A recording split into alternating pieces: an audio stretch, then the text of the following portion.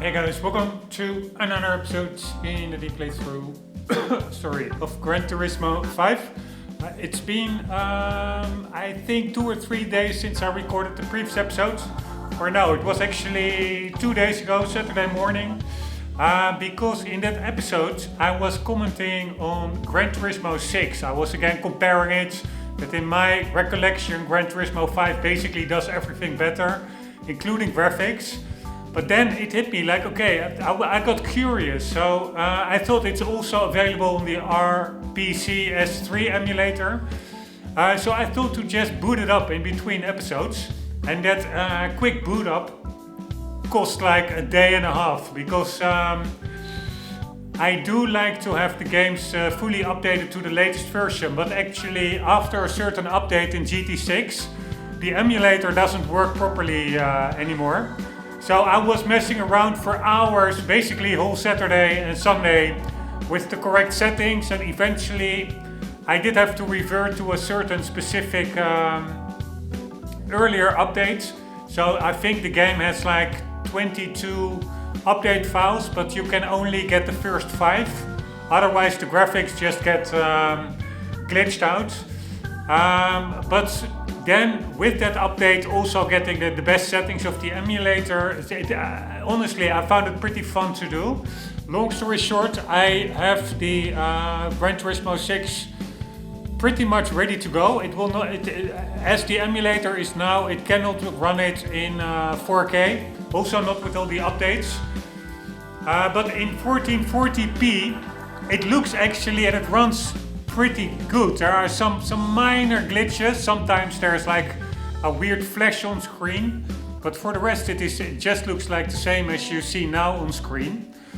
And we will only be playing that fully after this game, which probably will take a long time. So hopefully by that time maybe the emulator develops further and we can apply all the patches. For 4K I probably have to get a new PC, which I probably will not before that time. I'm currently running at 10900K. I did overclock it on all the cores still to 5.2 gigahertz, I think, on a 390 RTX card, and those work still pretty good for a lot of games. So I will probably not upgrade my PC solely to play GT6 instead of 1440p in 4K. But you never know what happens. Anywho, that is a very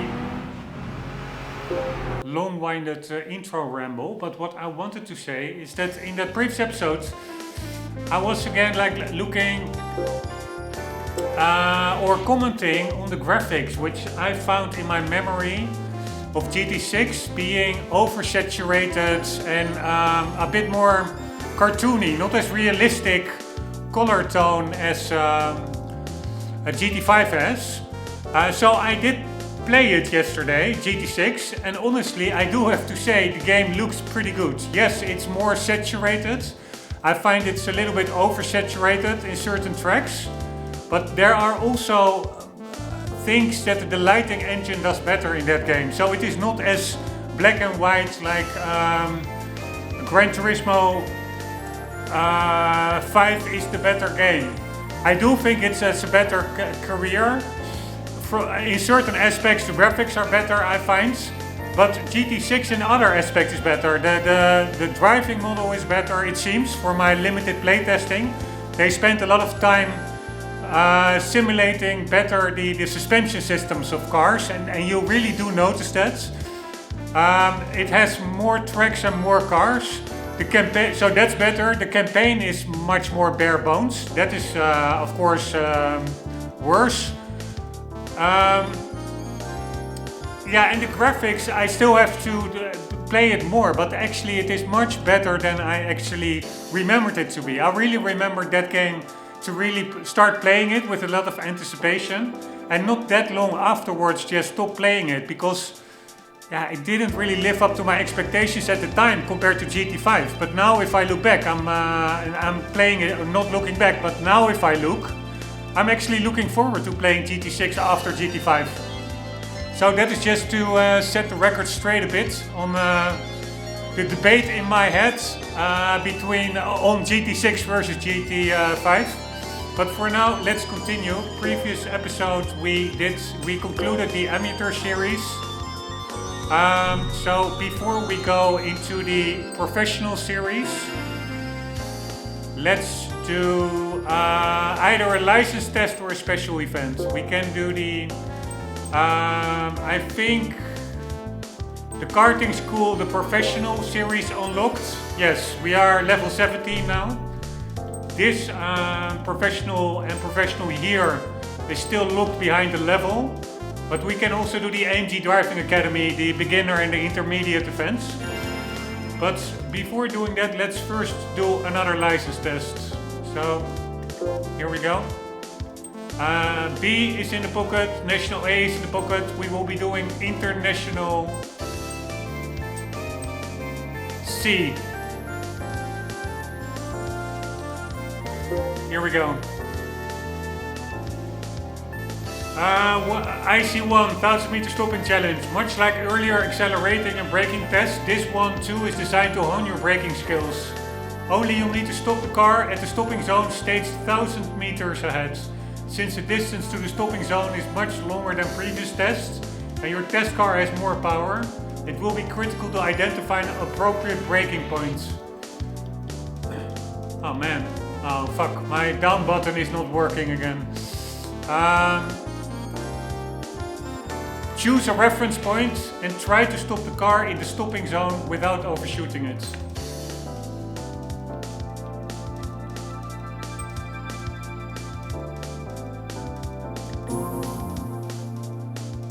DB6 Coupe 2006.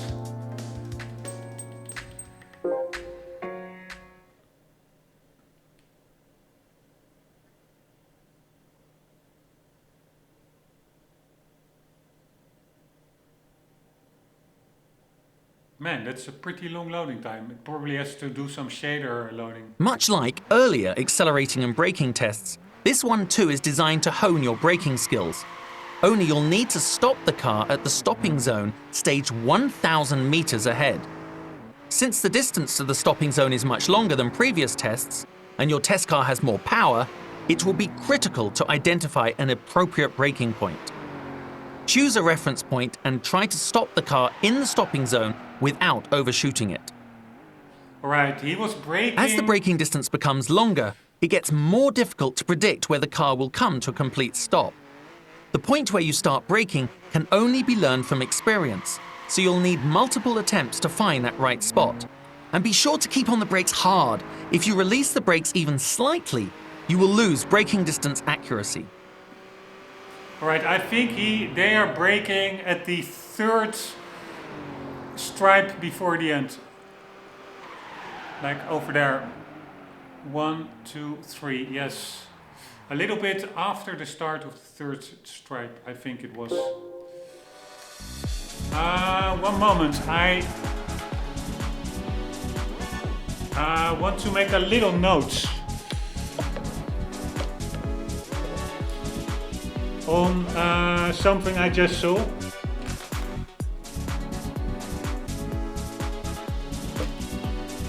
One moment.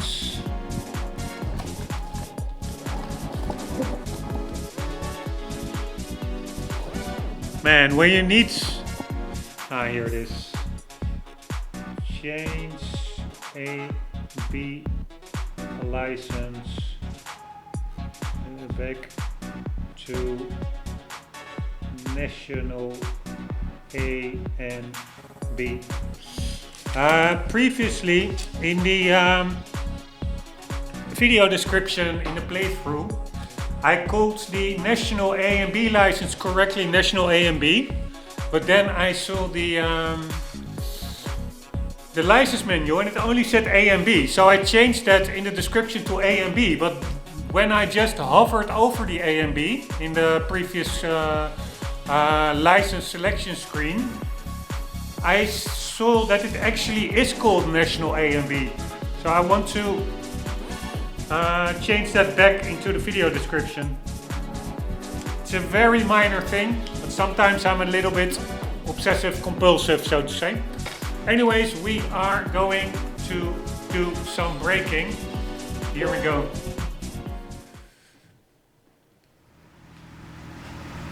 Pretty cool car, god damn it. Cool sounds.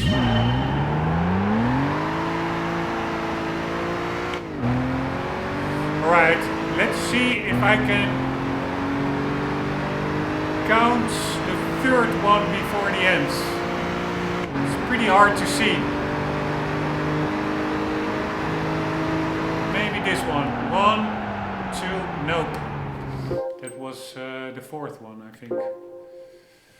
Alright, here we go. No more kidding around. Unfortunately, it is during the work week. If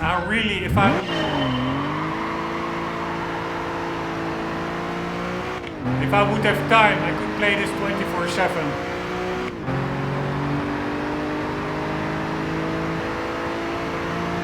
Alright, after the cross. Where is the cross? Here is a cross. Yeah, it is. I thought it was a white cross. It's actually a cross, a darker piece of tarmac cross.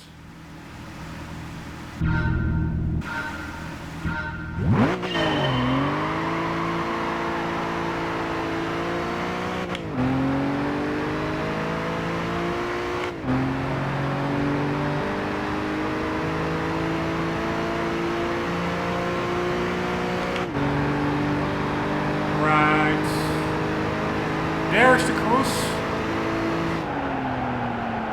Yeah, we need to brake at the cross, not after. God damn it.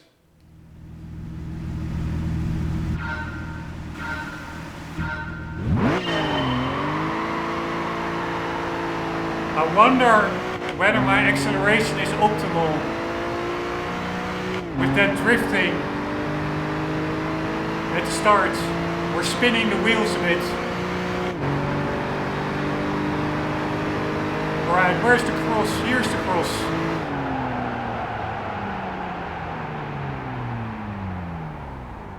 Wow, man, that one is hard. We need to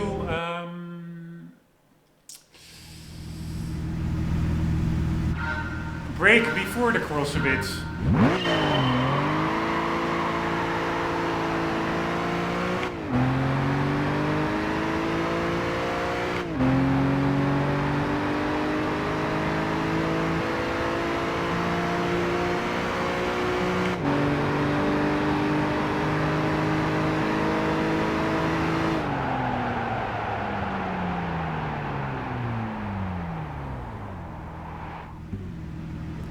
Man, pretty good, but we still need 2/10. That one is pretty tricky. I thought I was running short with the braking. Alright, traction control is also off. Man, why is this button not working? Sometimes it works perfectly, the down button. So weird. All the other directions works fine. I think it's something in the steering wheel because it's also in GT6. It's not the game. And if it would be the game, then probably left, right and up would also not work correctly, but those work fine always. Alright, so the game itself already turns off traction control. That's nice, level playing fields. I really wonder whether I'm not having too much wheel spin at the start.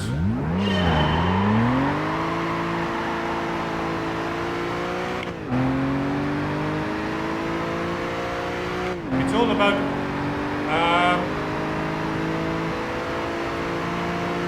a good acceleration is just as important as a good braking.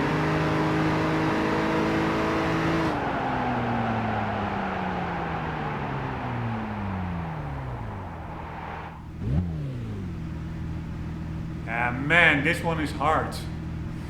It only is like, we only need Yeah, 3/10. But I'm sure that is going to be a really tough 3/10.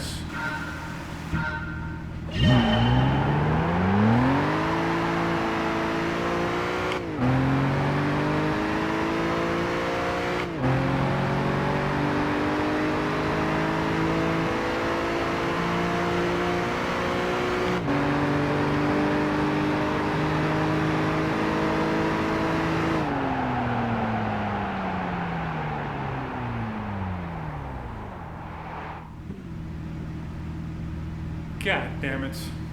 Exactly the same time I had before, more or less. I really think this is going to be an endeavor for like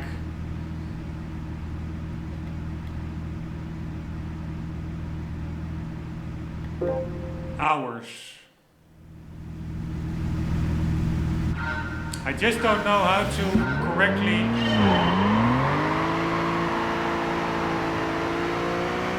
get off the line.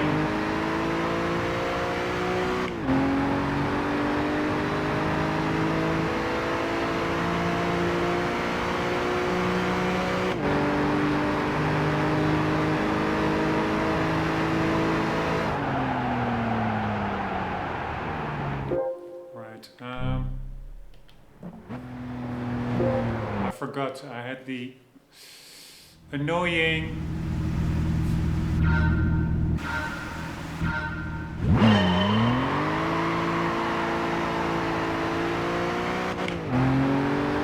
ghost still enabled. Oh, only hitting the rev limiter there is enough to fail.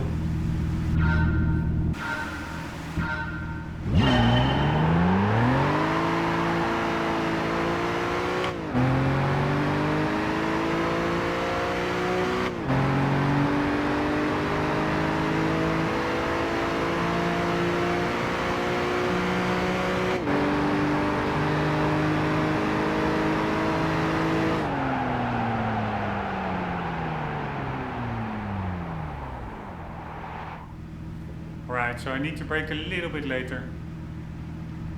But really 1 meter later, approximately.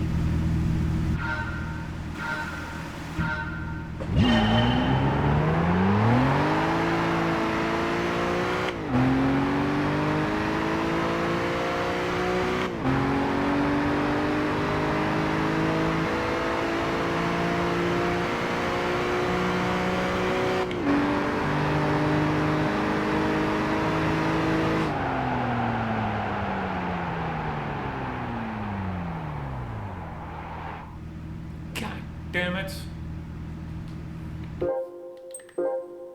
Alright, here we go. No more kidding around.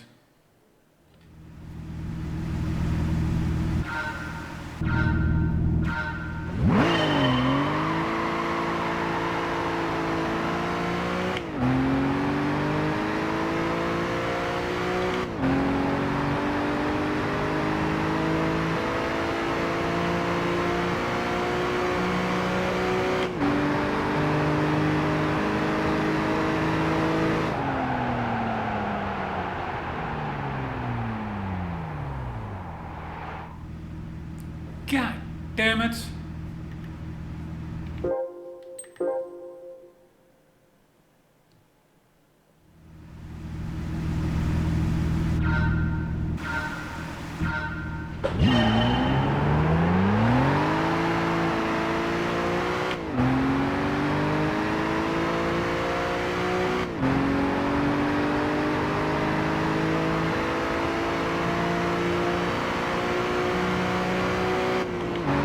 God damn it, in the limiter.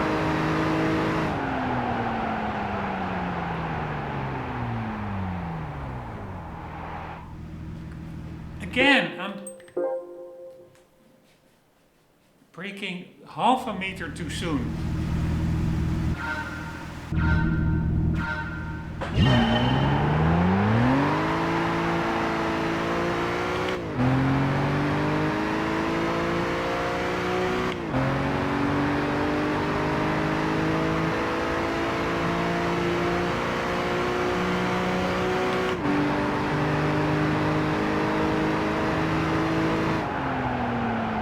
Probably again too soon. Fucking hell. Ah, no. Ah, fuck me. This is incredibly tough. This is mental.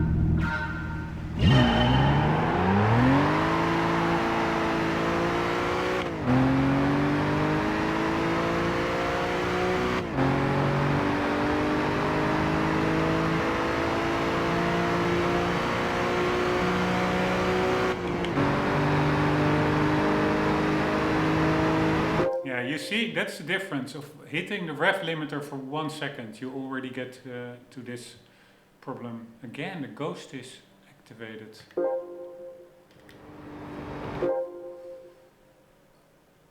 And it still is. What the hell? Which button did I use for the ghost? Pretty sure I used the down button.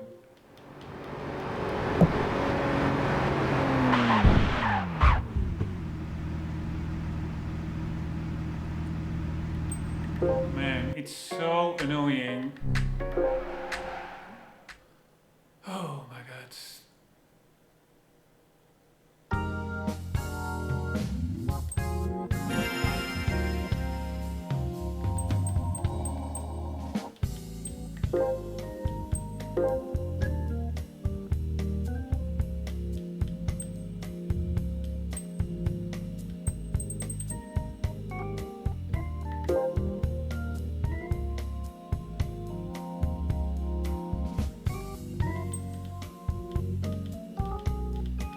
Again, I'm pressing down, nothing is happening, it's so annoying.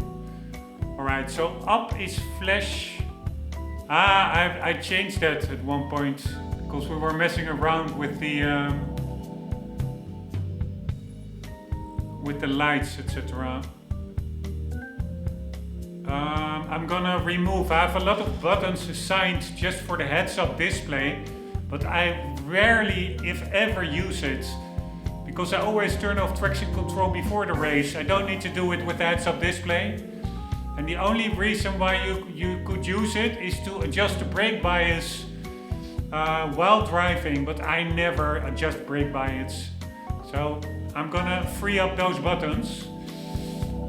So let's see, how did I do it now? This horn is the square, left view. Yeah, so then we can do for this one, that's the horn. Then we do over here, we do the wipers.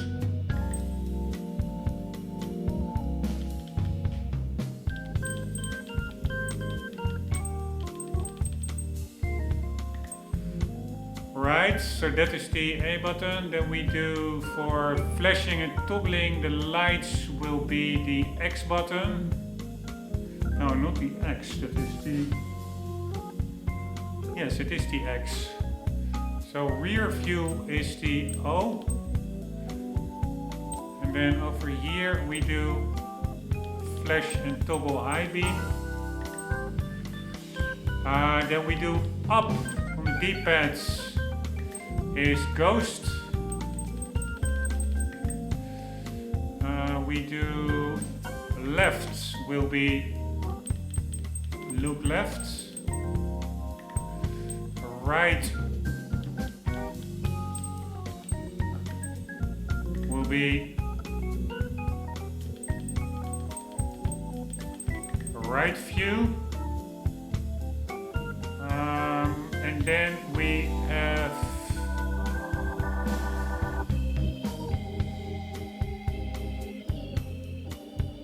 change view is that one. This one is all down below. R3 I think will be, yeah, I don't know. We can just do maybe this one. There are 3 buttons just.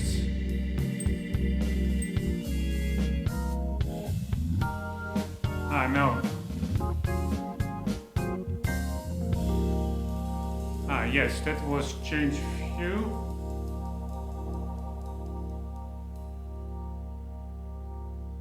No, change view needs to be select button. Sorry, I am totally doing it differently, but this is also how I assigned it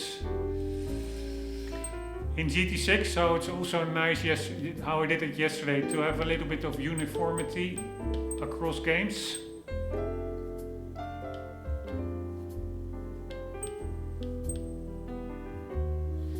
Alright,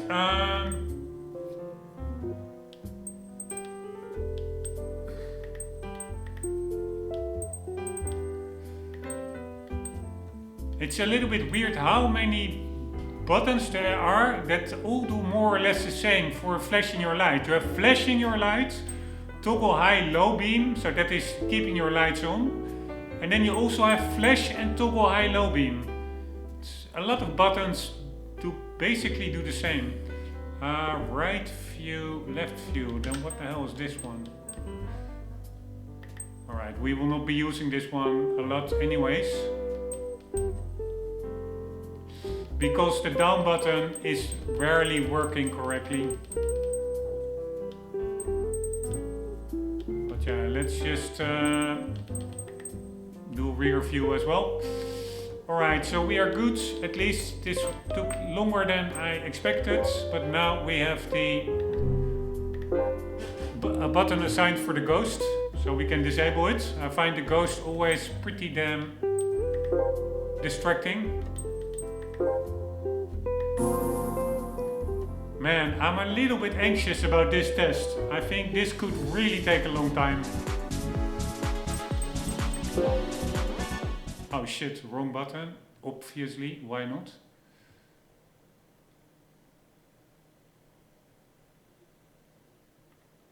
Hello, hello, hello. Much like earlier accelerating and braking.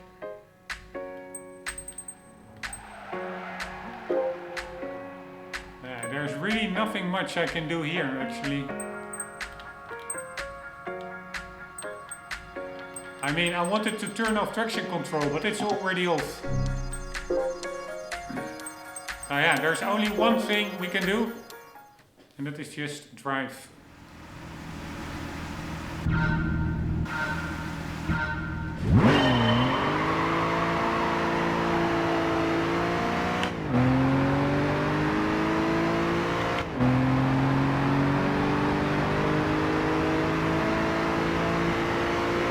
Right, I'm shifting up a little bit earlier to see if it makes a difference.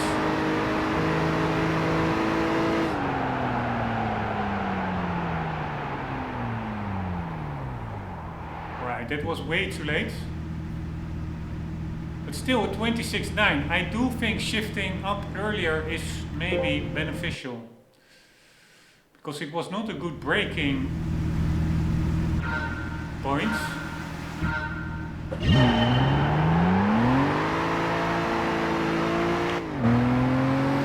But we were still quite quick time-wise.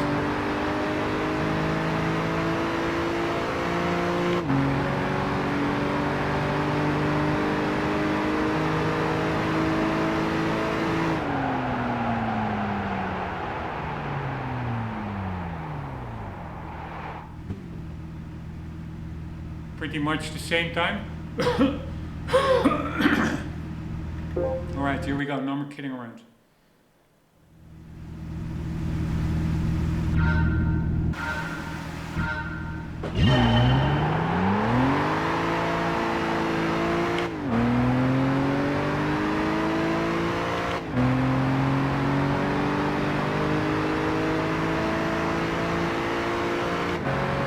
Right, we need to brake a bit earlier.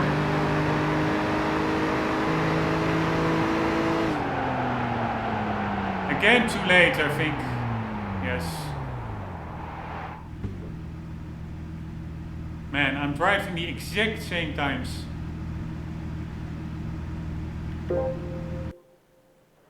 I wonder if I brake earlier, whether that will make up 3/10. 3/10 is a lot.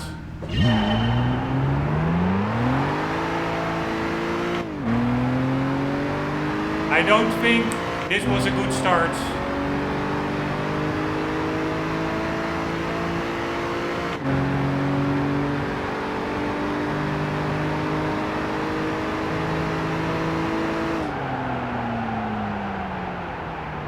At least we braked a little bit earlier, but now we braked too soon. We broke too soon. Or braked. What is it?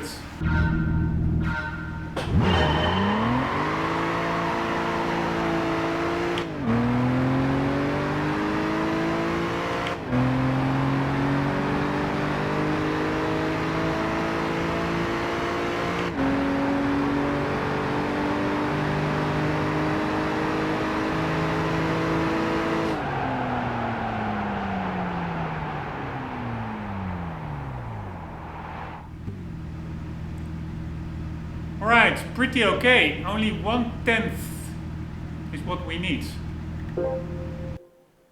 If I would have braked a little bit earlier.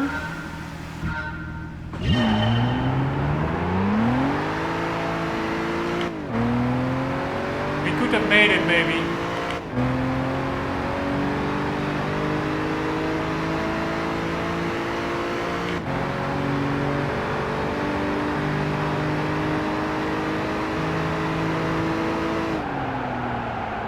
I think again too late. Or maybe not. That one was pretty nice. Yeah, still 1.5/10. Alright, I'm gonna go into the rev limiter, see if that speeds it up.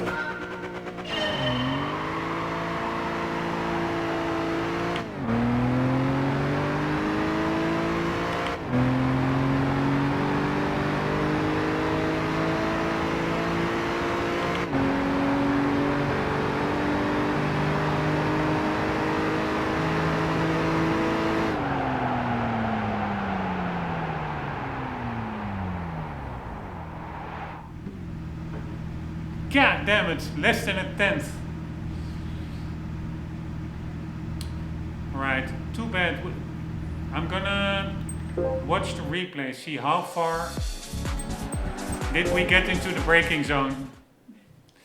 I think we were just about on the edge, but so in other words, I don't really see much room for improvements for a full 10th.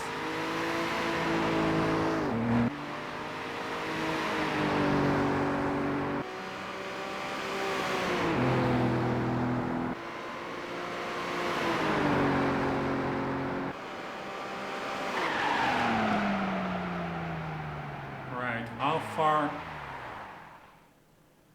Yeah.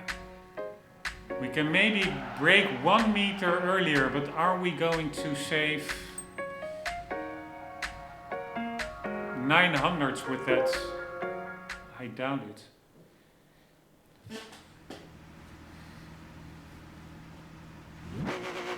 Oh shit, what the hell am I doing? I pressed the wrong button. Alright, I will... Nah, I don't know what to do actually.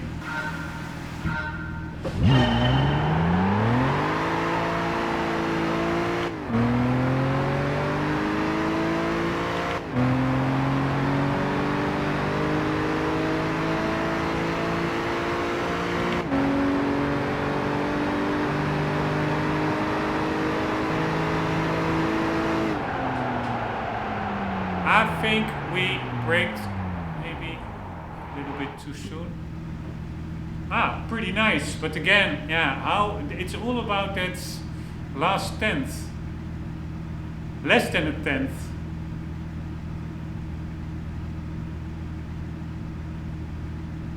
Man, I really don't see how to do this.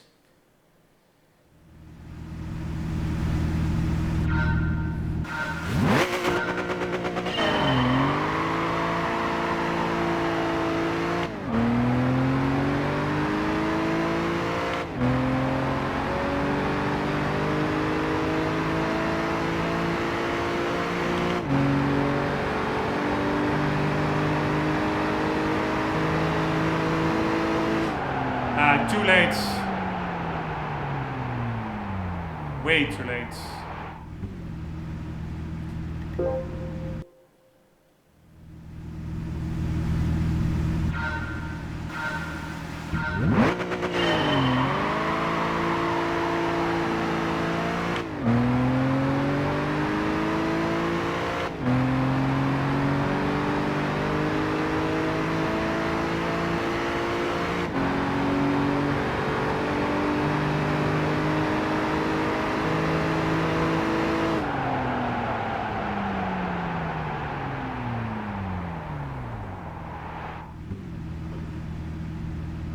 Oh my god.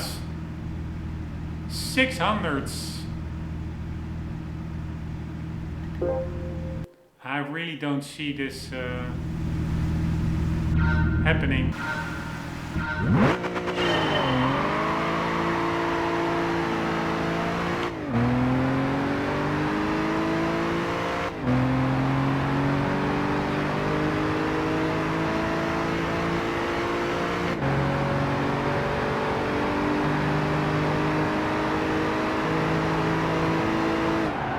Too late, god damn it.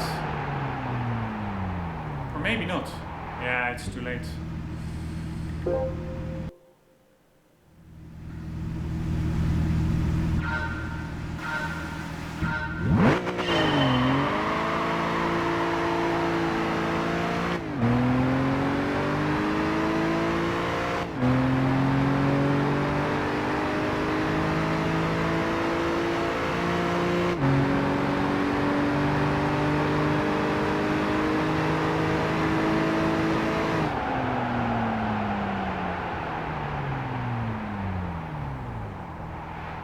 Yeah, this is what I mean. I'm braking like a fraction of a second earlier, and then they're running short.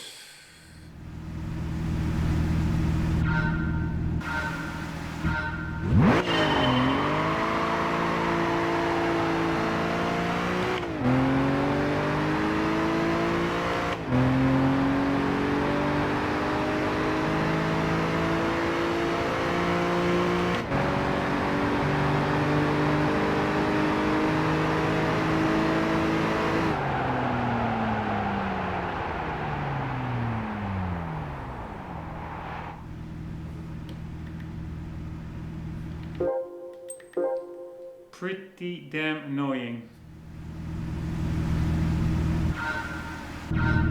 If the game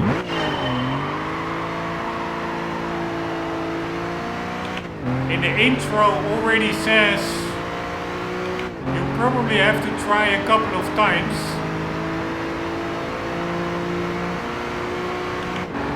then it means you have to try a lot of times.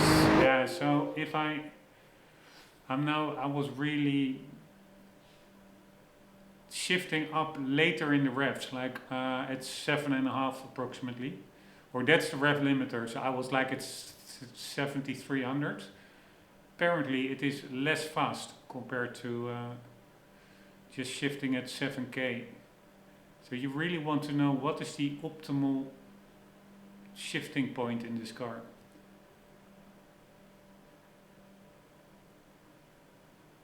Maybe it's even below 7K. I have no idea. Maybe this car has torque and power down below.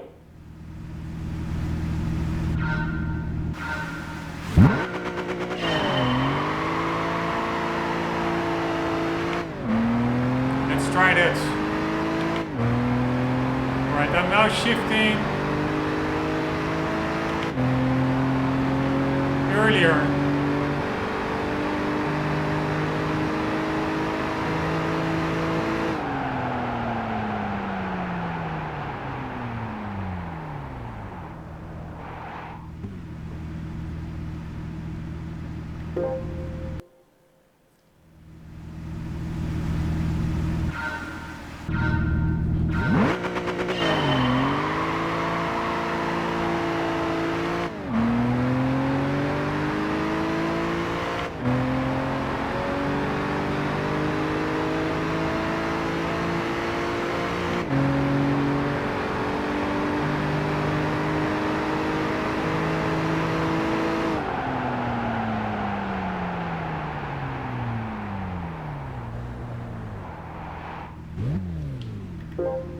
I was running short, so I had to let go of the brake to make it.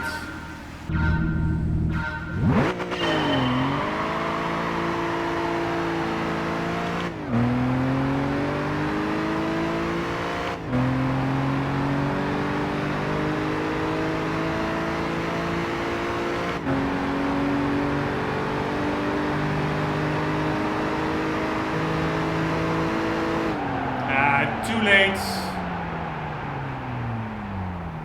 Way too late.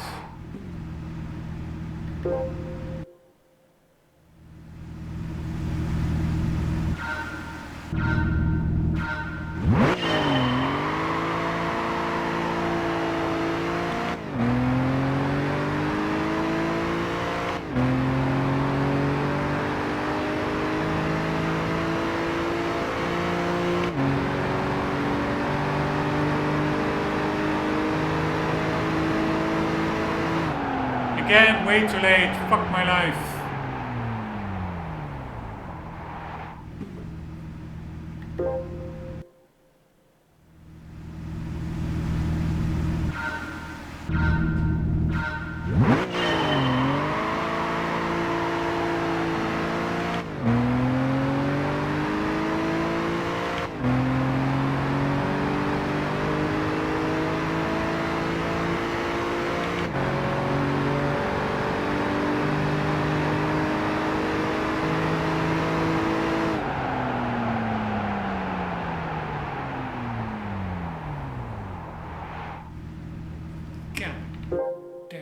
It's so annoying. Either you're too late or you're too early.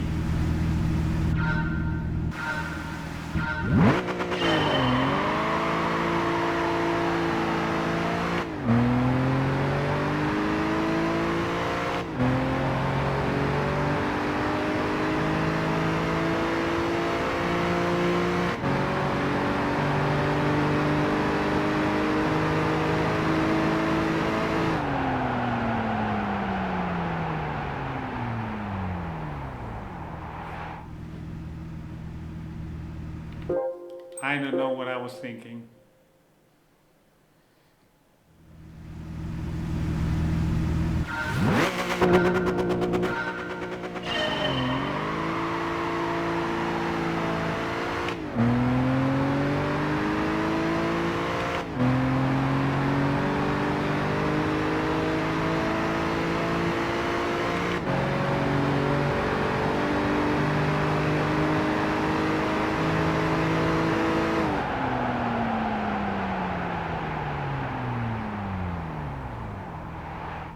God damn it, man.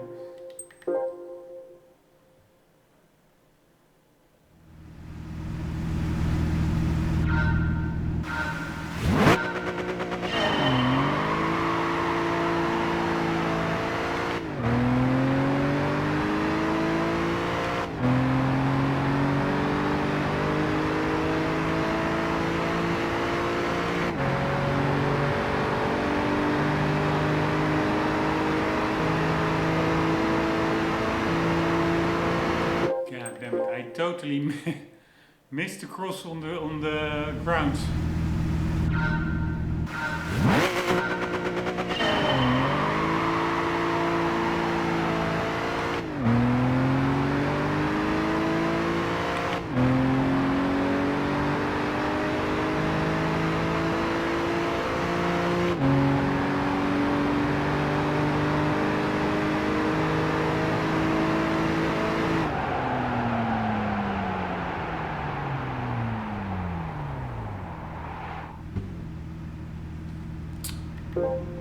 Oh my god.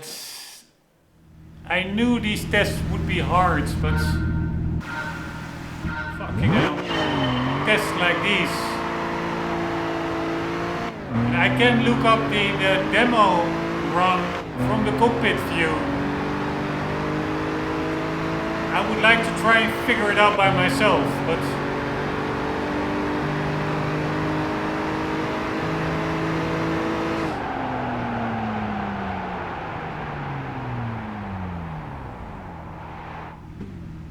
here, 7.5, my best time so far, but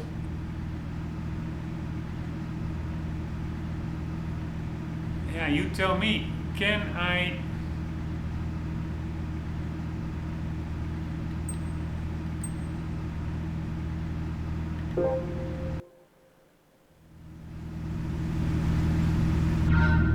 improve that?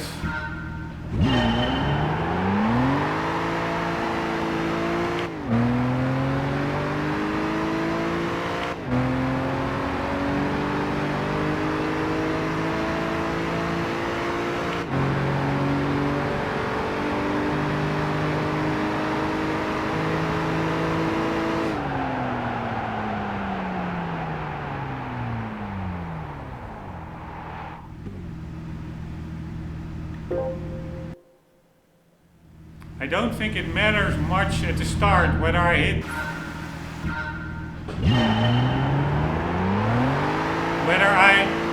hit the rev limiter or not.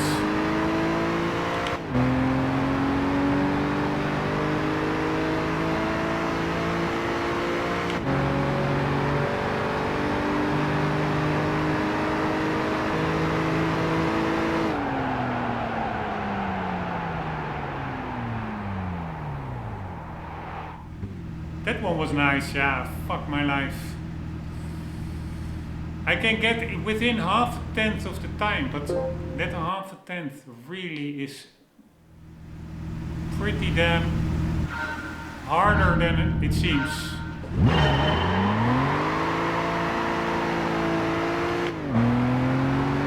Alright. I'm gonna...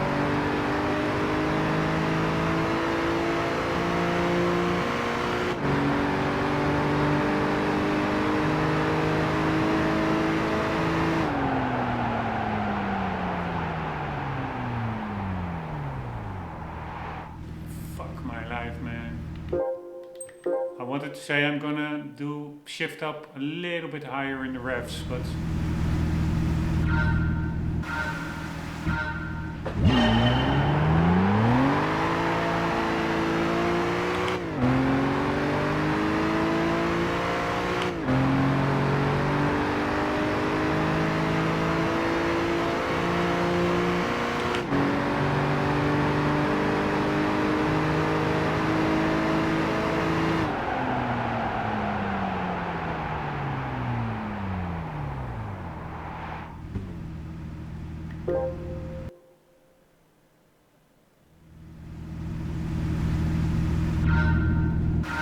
the thing is,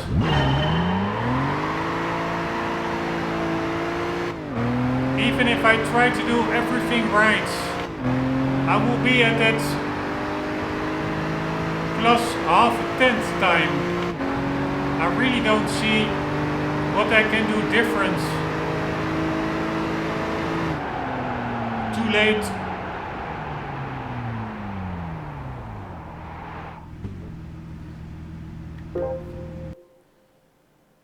Man, it is, you really have to brake at the exact right moment, which is pretty crazy.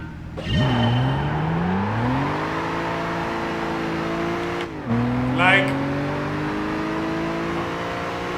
half a tenth. You see, this is a bad start, but half a tenth.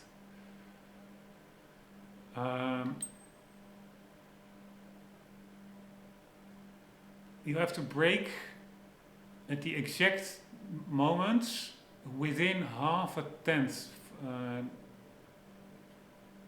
of the correct time. Or that doesn't make any sense, but anyways, it is, yeah, it's just, you have to brake at the exact right moment. It's pretty crazy. Alright, so I had too few revs when starting this one. It's also about getting good acceleration. I still don't really know whether I'm doing it the right way.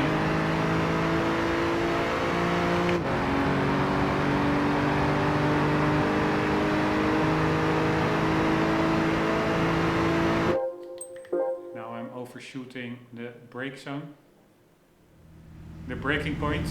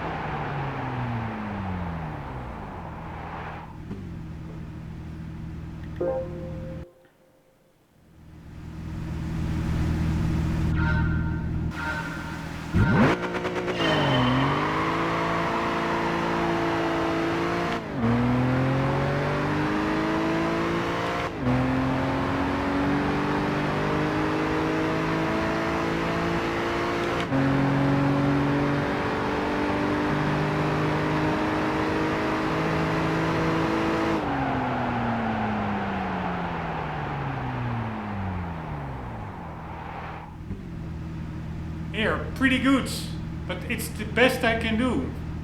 Half a tenth. I'm like 1,000th of my previous record, or below it. I cannot do it better than this. That's my problem.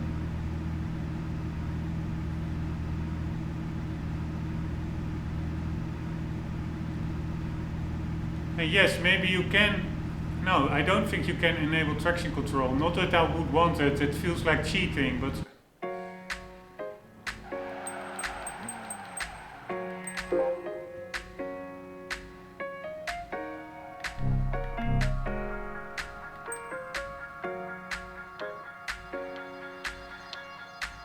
Alright, I normally really don't want to do it, but otherwise it will take me, Much like earlier accelerating and braking tests, this one too is designed to hone your braking skills.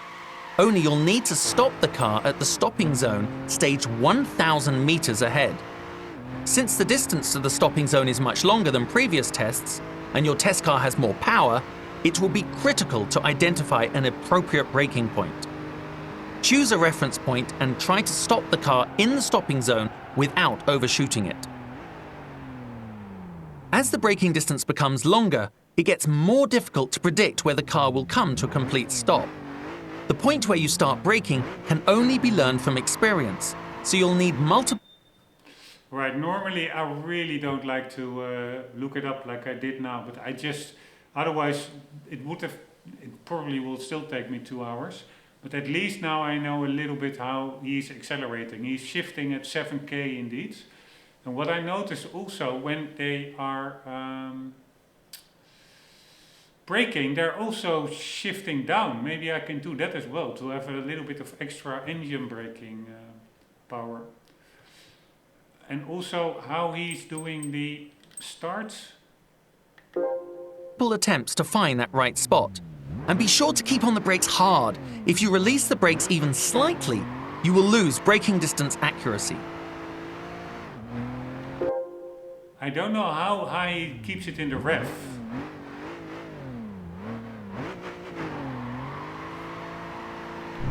I do think he also has it high up in the refs.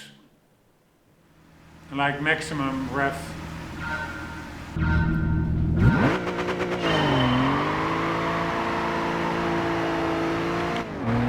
Alright, let's see if engine braking helps.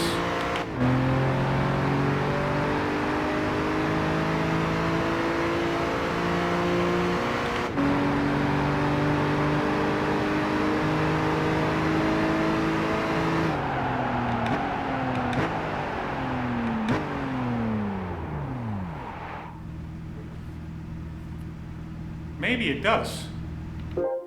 Let's try that again. I have the feeling that I was braking quite late and I still ran short. So maybe it reduced my braking distance.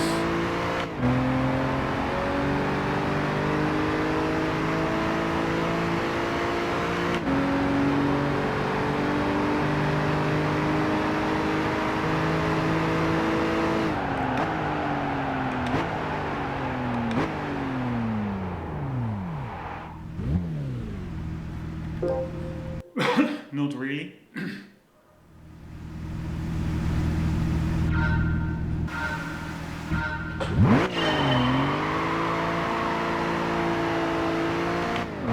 I think it also has to do with his launch. That's probably quicker than mine.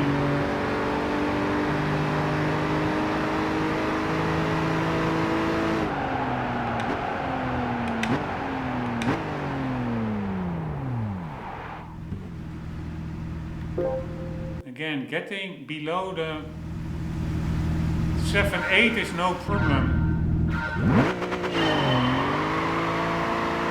Or the 0.7. Getting in the 0.7s is no problem. It's getting 0.7 flat, which is the problem.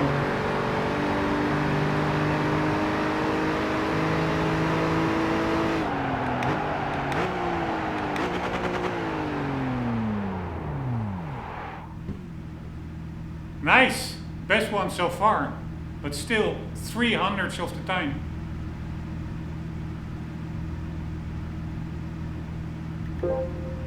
I do think maybe that engine braking helped a bit.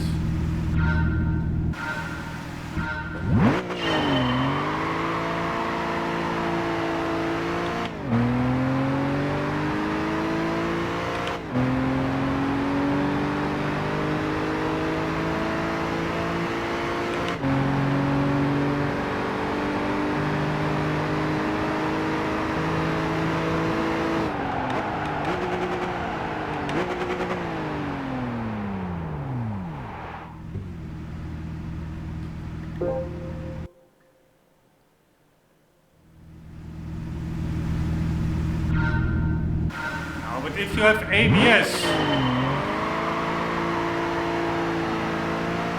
you don't want to spin your wheels by over engine braking.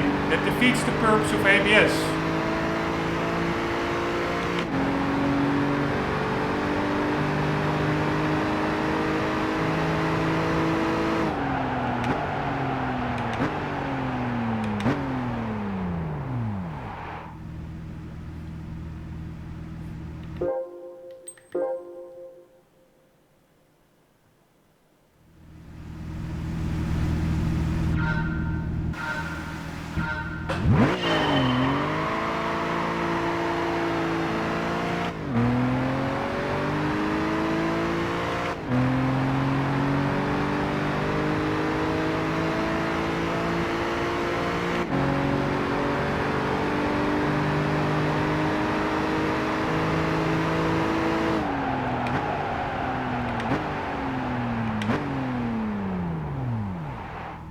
God, motherfucker.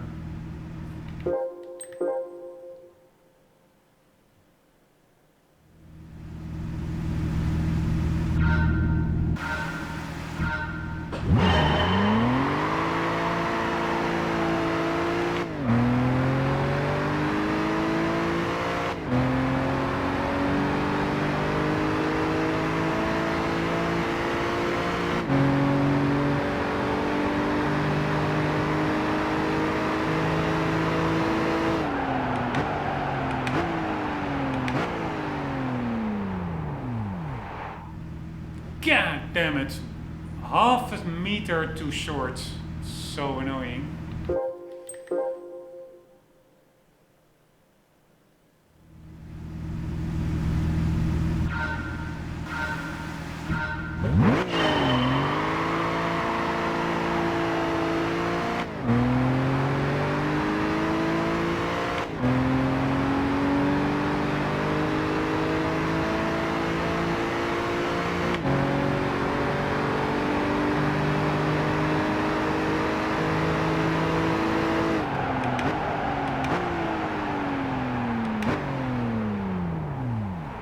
Too late.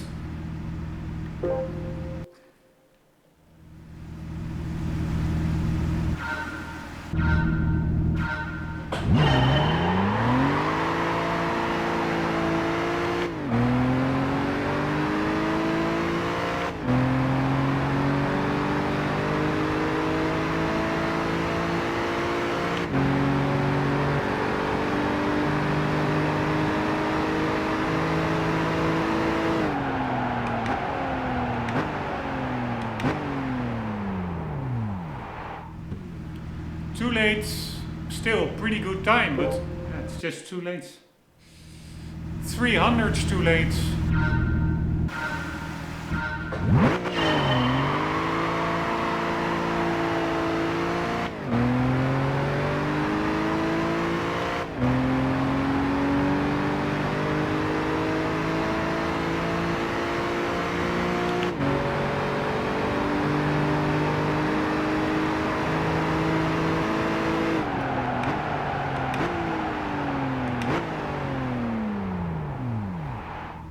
Here, that's literally 20 centimeter short of the time, I would say.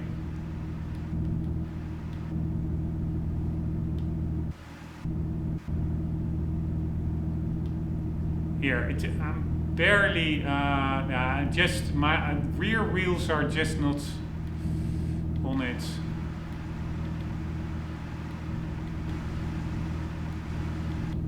Trying to find a side view, but not really possible.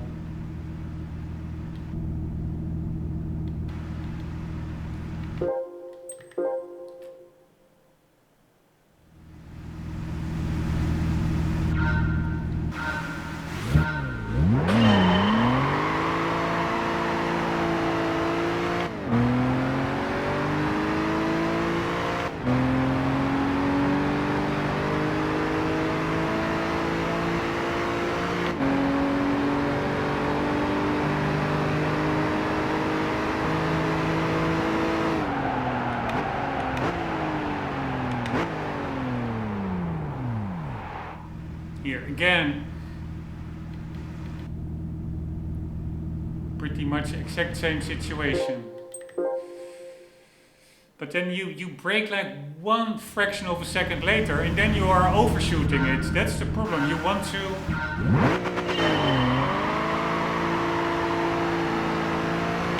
be on the exact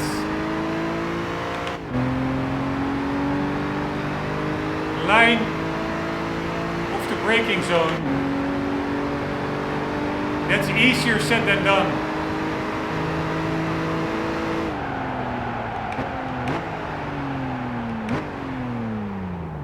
Here, this is too late. This is what I mean. Here, 8:35. Ah, no, that's actually super bad. Man, this one was bad.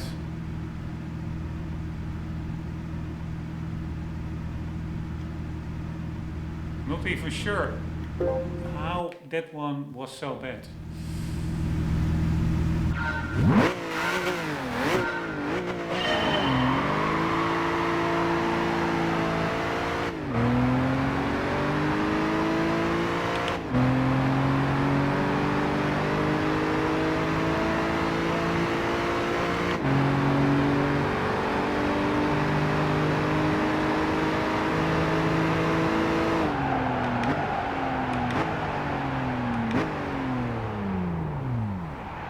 Here, it looks pretty good, but again...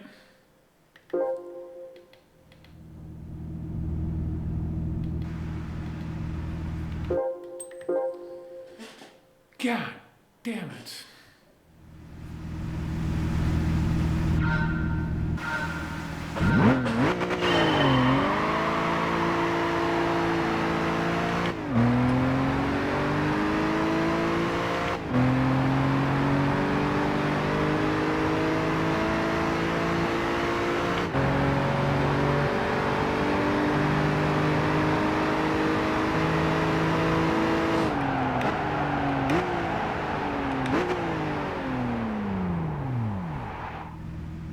God damn it. How close can you get? This would have been a very good one, I think.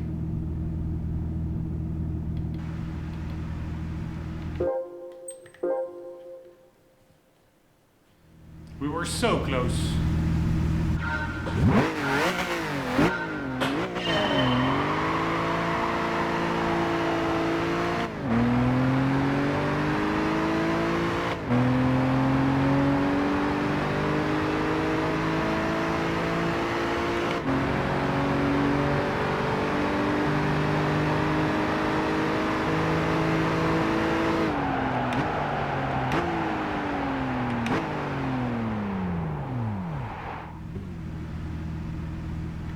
Again, just the regular 750 that I already got like 5 times.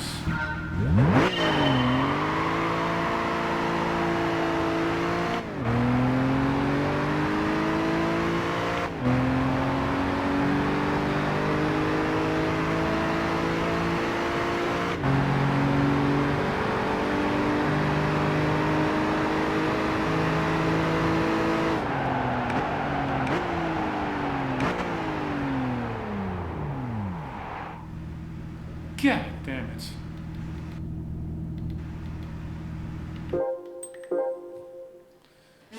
Man.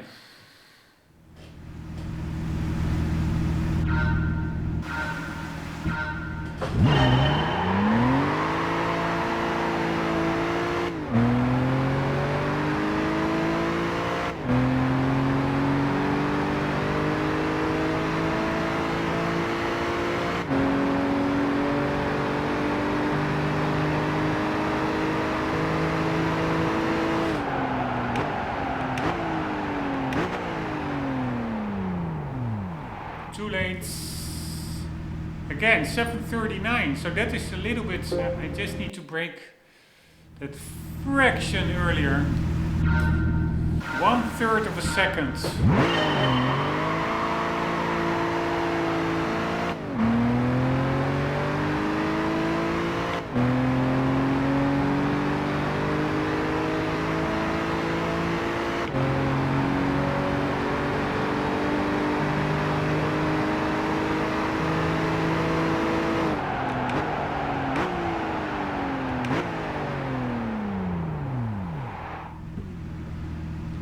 Whoa, 7:19, best time so far. Still, not good enough.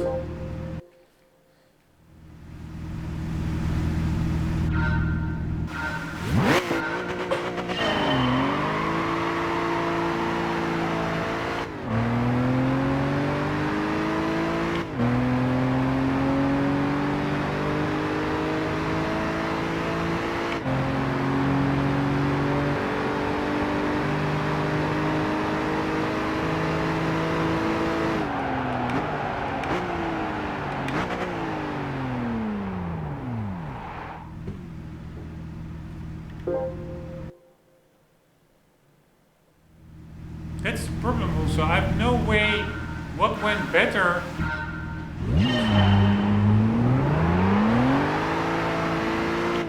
In that 19 run compared to the others.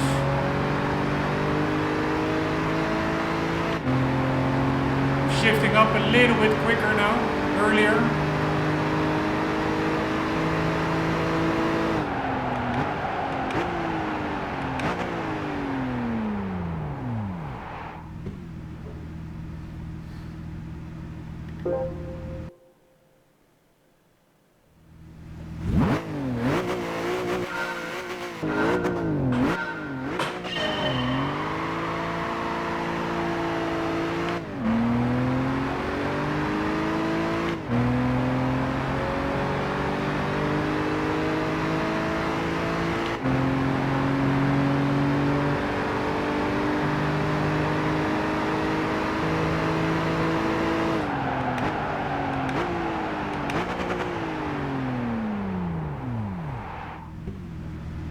Holy fuckaroli.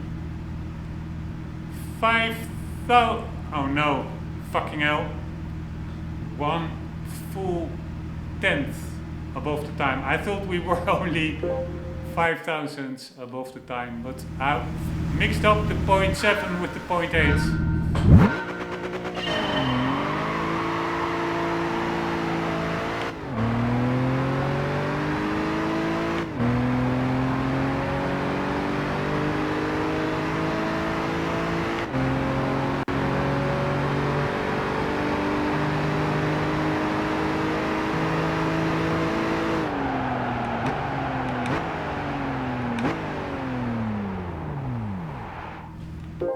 Expecting to run short there.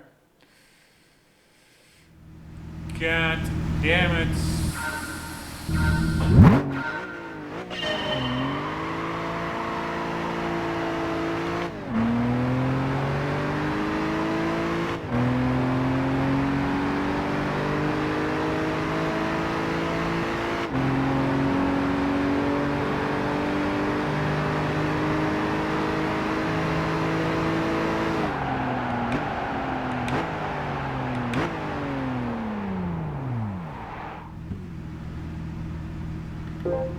Right, I have no clue. No clue.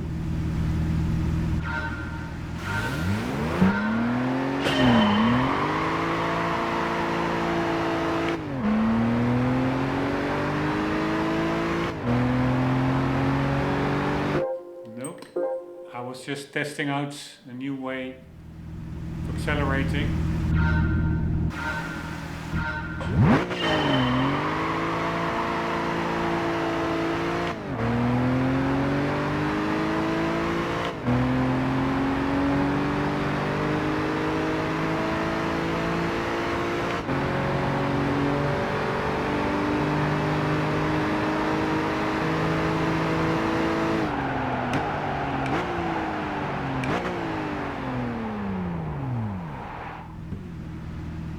here. I don't understand. It felt like a pretty good run and suddenly I'm like half a tenth almost above my best time. I have no clue where to get that half a tenth. The variability between attempts is just pretty big. Or at least insofar you can call half a tenth big.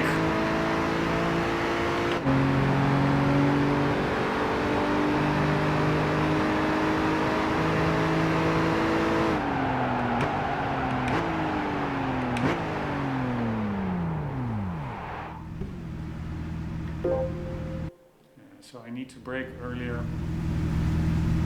But then I will start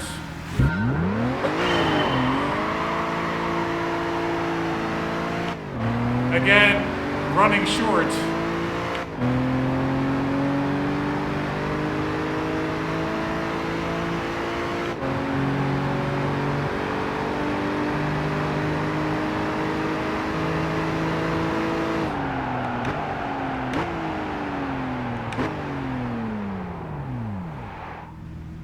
God damn it. This is what I mean.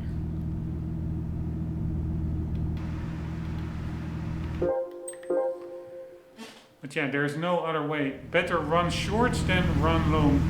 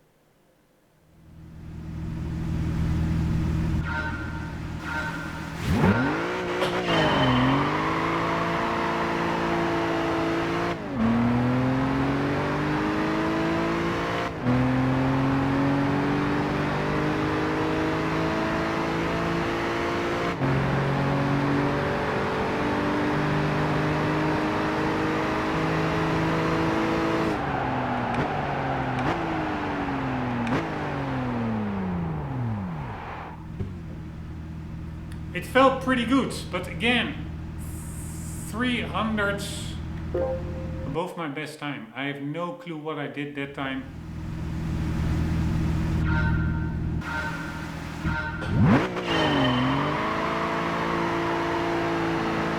That made it quicker, and still, we still need 200s to actually win.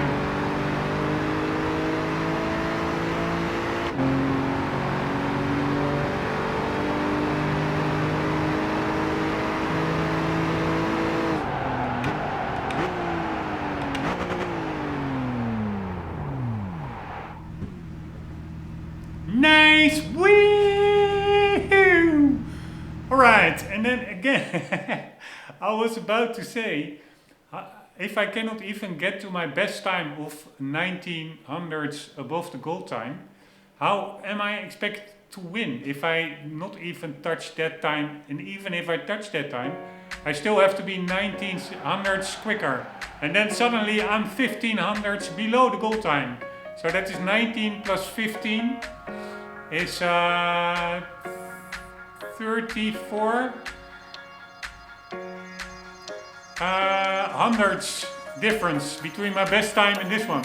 And again, don't ask me how I did this. I have no clue.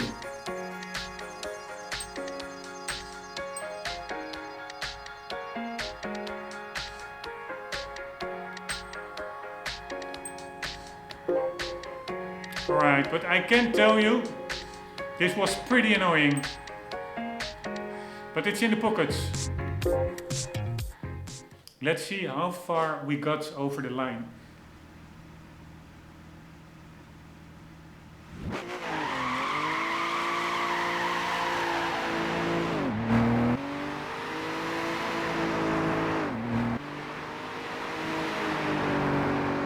Right, we did a 685. I wonder how fast the Ghost does it.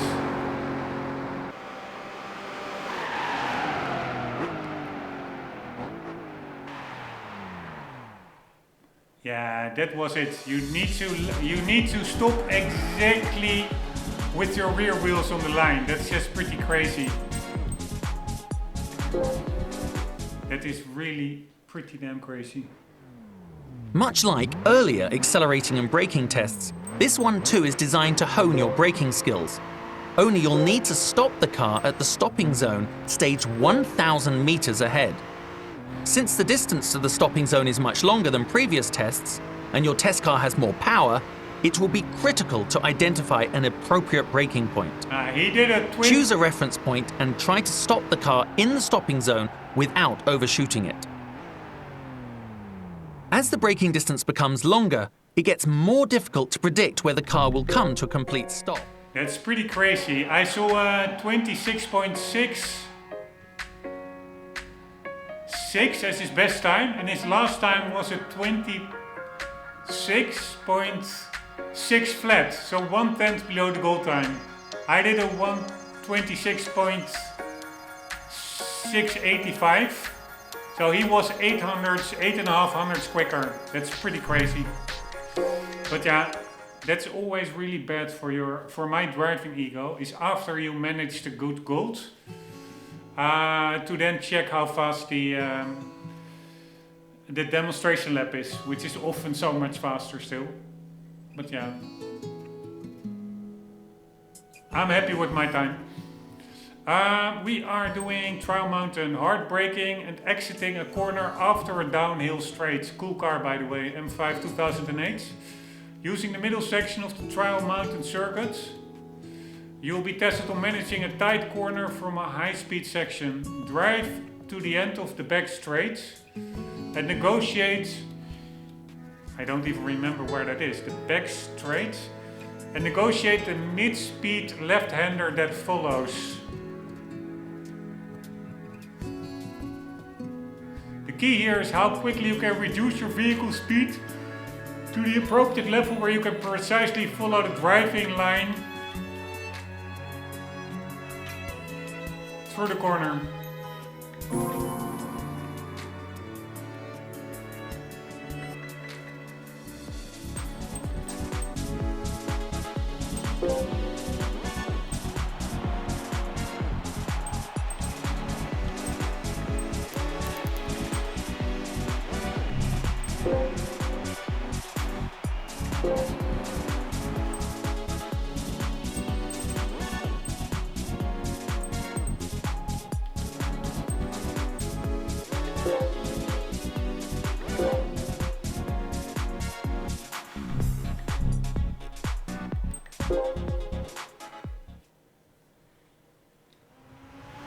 Using the middle section of the trial mountain circuit, you'll be tested on managing a tight corner from a high-speed section. Drive to the end of the back straight and negotiate the mid-speed left-hander that follows. The key here is how quickly you can reduce your vehicle's speed to the appropriate level, where you can precisely follow the driving line through the corner. You'll find that getting through this section isn't that difficult. The trick is improving your time with each pass. Here, instead of trying to finish all of the braking in a straight line, brake deeper into the corner, staying on the binders all the way to the apex. This requires you to turn in while braking, so be mindful of weight transfer. Under braking, the front load increases, resulting in sharper steering response. The car will turn with the slightest steering input, so be careful not to steer too much, for this will probably disturb the balance of the car.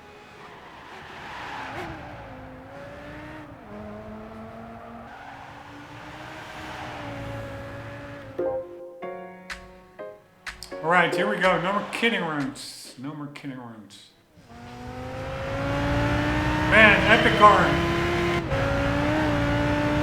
Pretty epic sounds.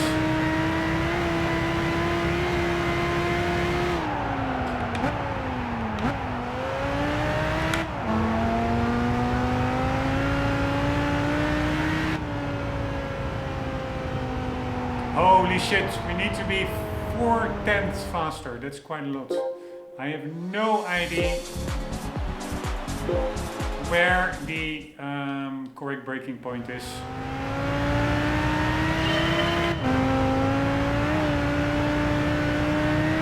I do know that I find it epic that this car is in the game.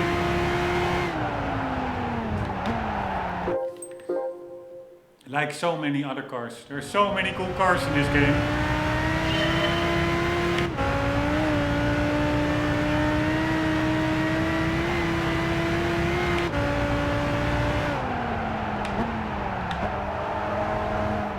God damn it, alright. We need to brake a bit earlier, I think.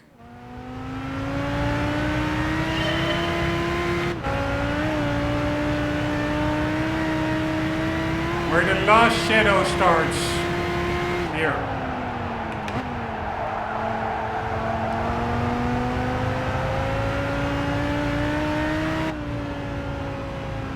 Alright, that was much better.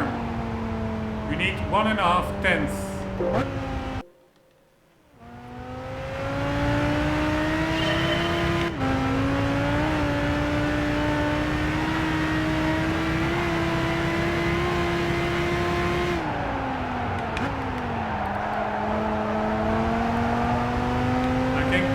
Get on the power a bit quicker. Yeah, there's a big variability in times. It was 0.3 slower than my previous one. Don't.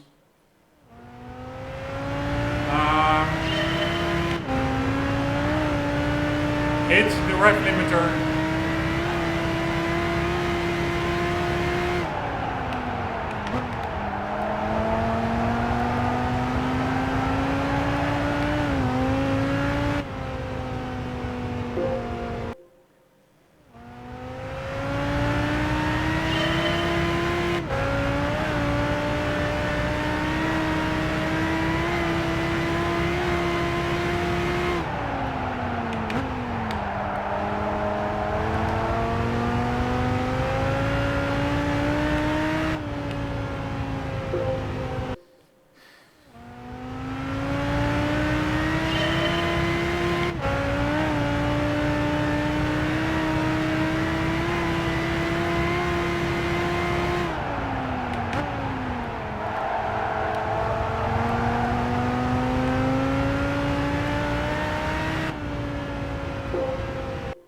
Pretty tricky.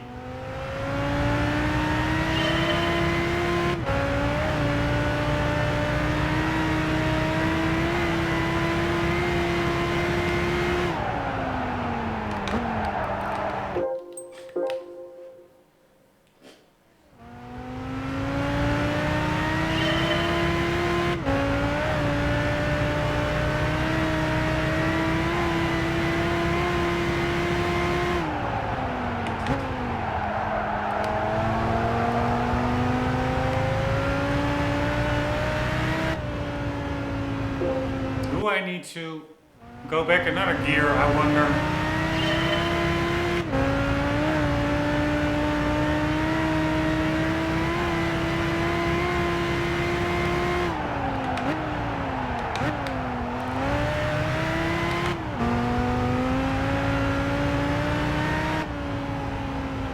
Doesn't really matter.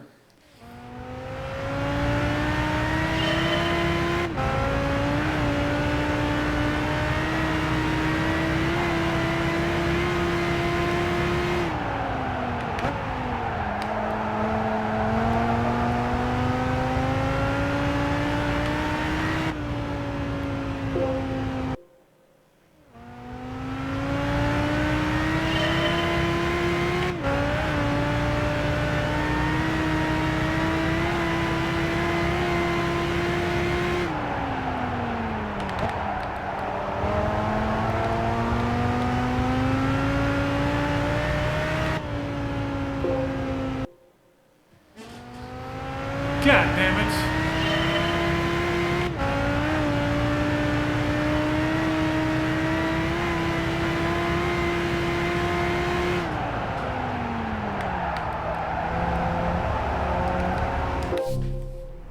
That was stupid.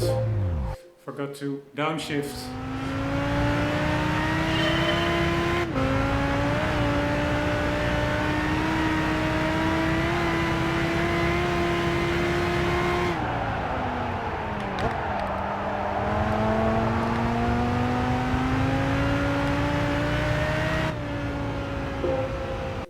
tents. We need to find 2 tents somewhere.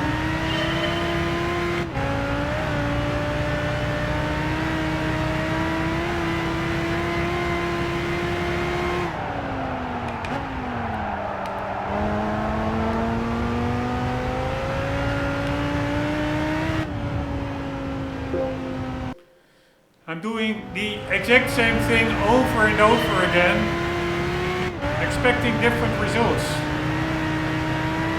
which is the definition of insanity, unfortunately.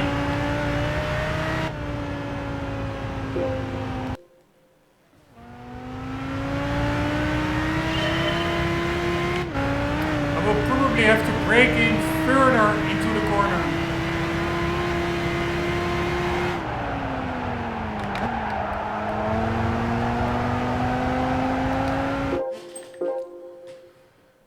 Oh my God.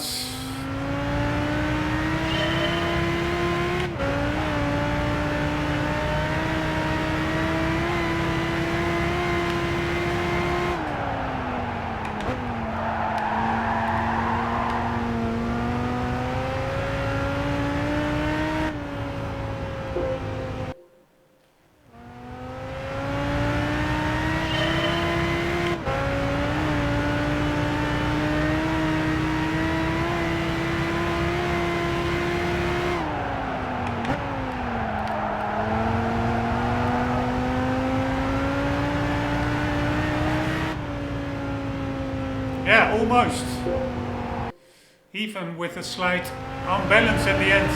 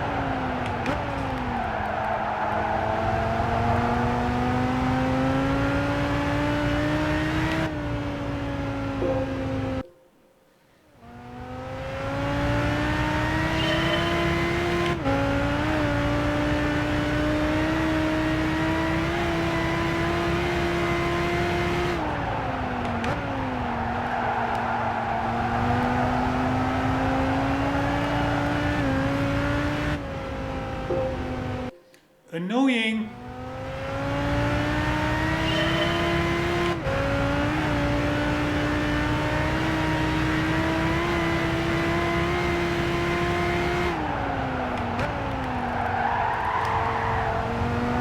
You can actually slide the car around.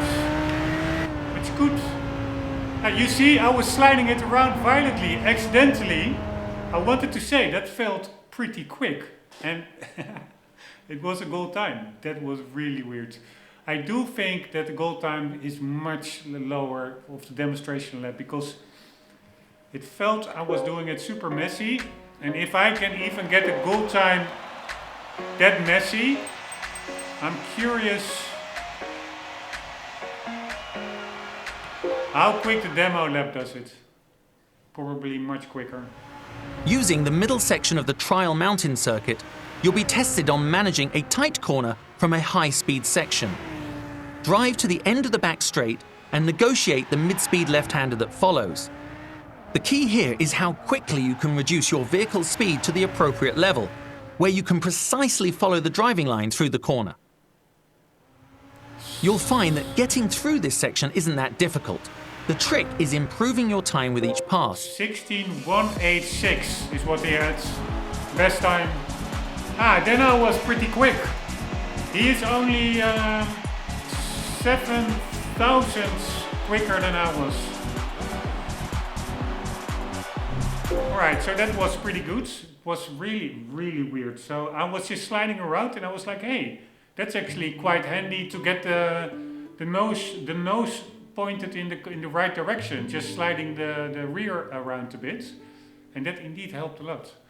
But it's probably easier said than done if you want to do that yourself. This was more of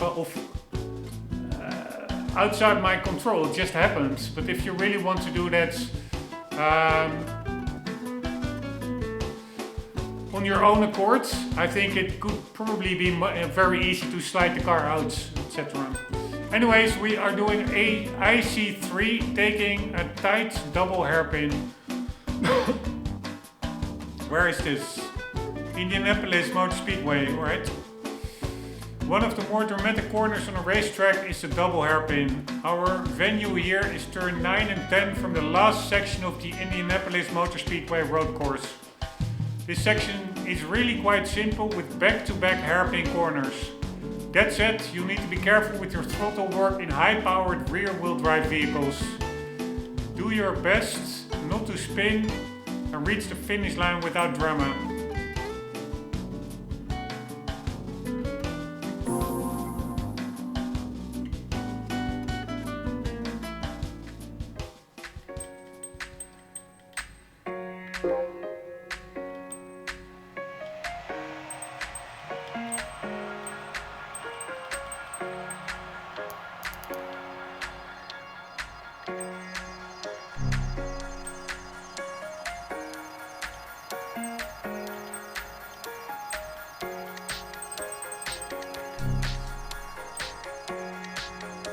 I don't know how it, sometimes when you move up, it goes to the very first item, like this one.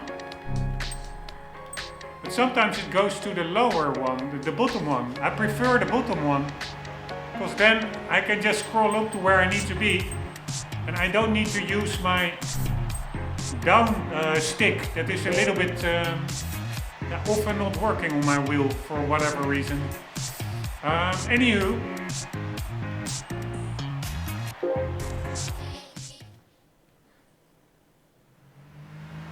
One of the more dramatic corners on a racetrack is the double hairpin.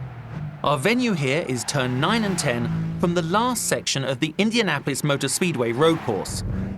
This section is really quite simple with back-to-back hairpin corners. That said, you'll need to be careful with your throttle work in high-powered rear-wheel drive vehicles. Do your best not to spin and of course reach the finish line without drama. Following the proper driving line is important here. As with S's, the key is not to go wide after the right-hand hairpin. Gradually feed in the throttle so as not to spin the rear tyres. For this section, it's better to drive a little conservatively rather than going all out.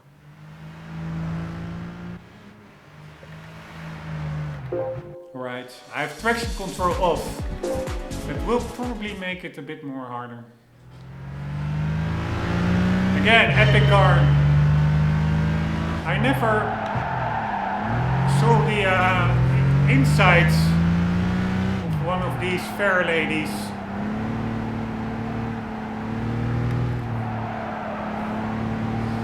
It's pretty epic actually, with the rev counter in the middle. Right, that was pretty bad.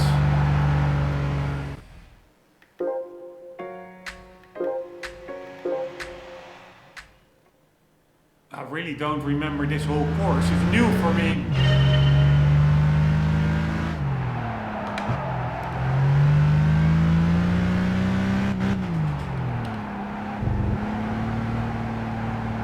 Oh. I may have driven this like 15 years back when the game came out, but not that many games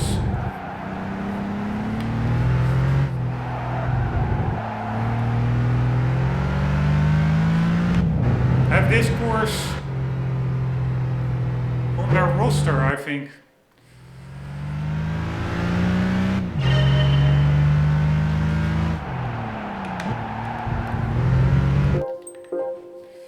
Alright, this can also be quite a tricky one. No ID.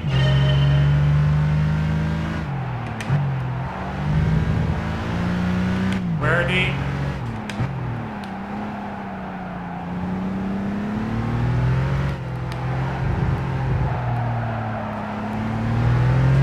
Correct braking points are. need a full second more.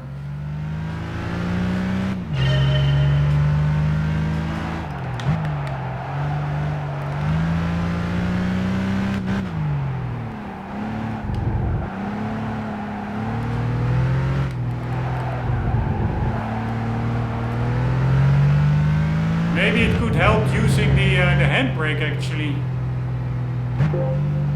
Pointing the car in the right direction.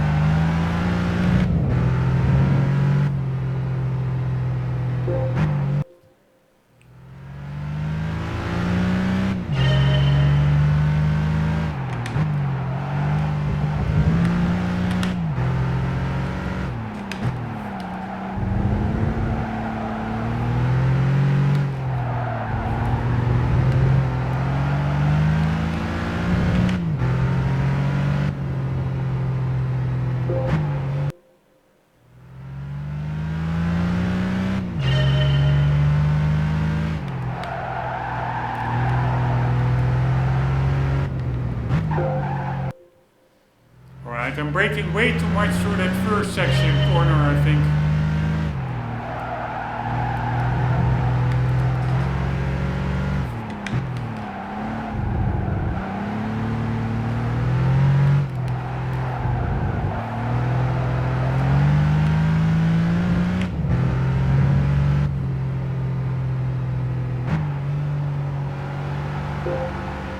Still need 3/10.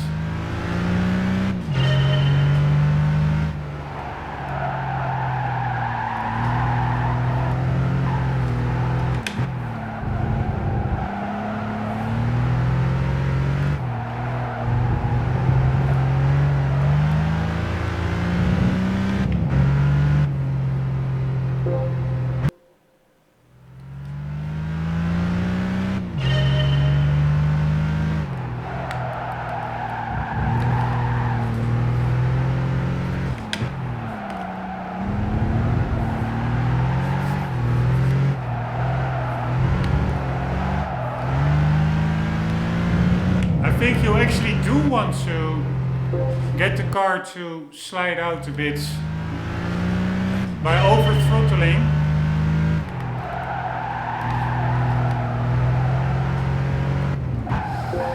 Then you can get the car pointed in the right direction a bit better, sooner.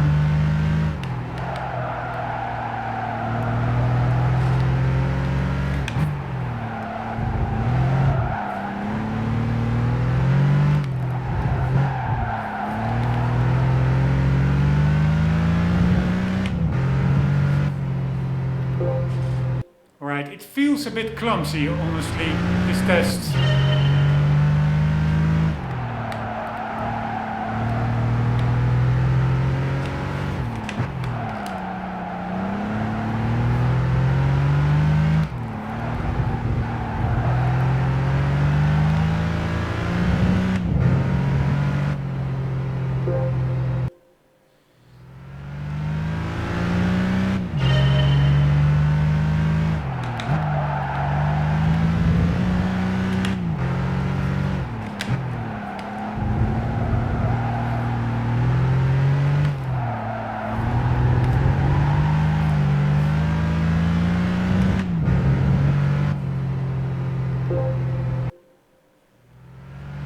Right, you can really cut that first corner actually.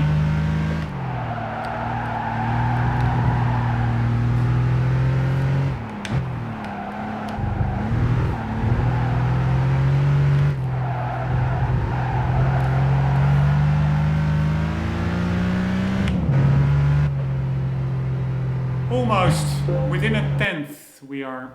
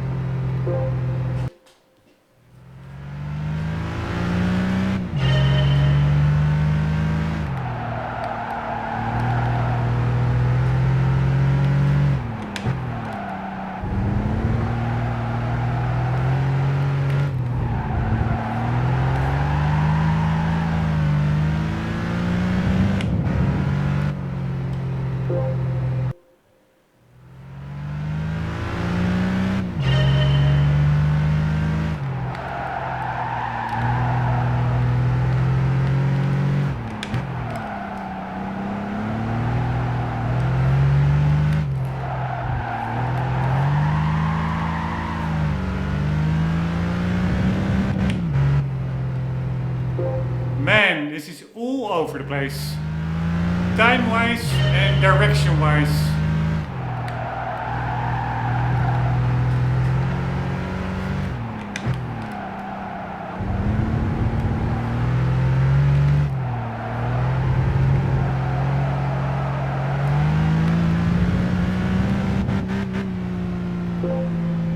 Alright, I'm gonna cut that first corner a bit more.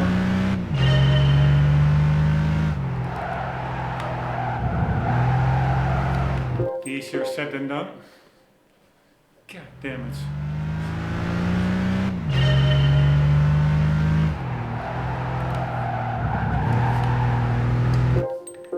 I can let go of the steering much earlier over there.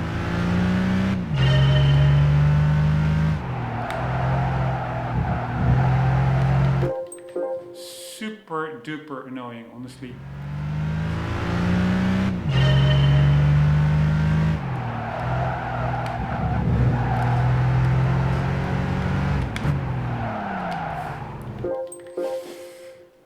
Extremely annoying.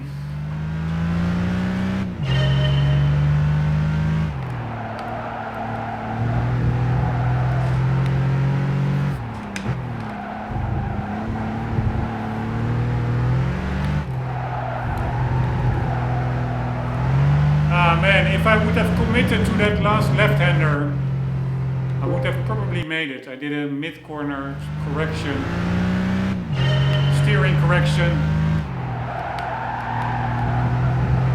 Here again, I did it over here as well.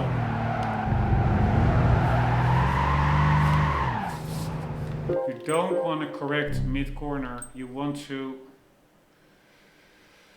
Oh my god. By the way.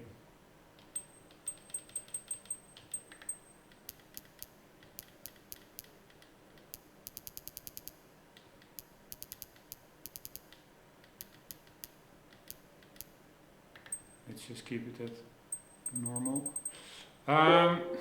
You want to commit and then do the corner. Don't.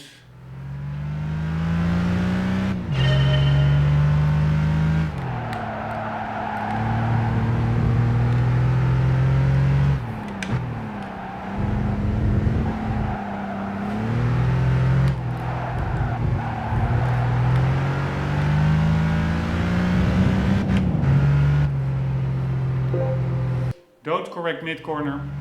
Going wide, then too sharp, etc.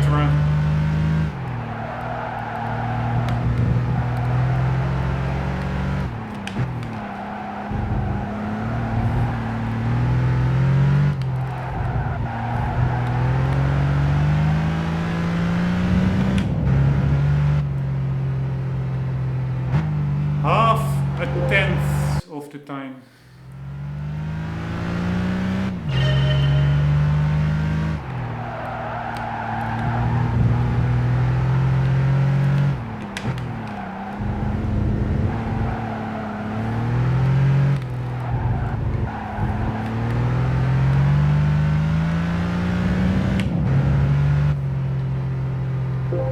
Man, that one felt pretty quick, but wasn't quick at all.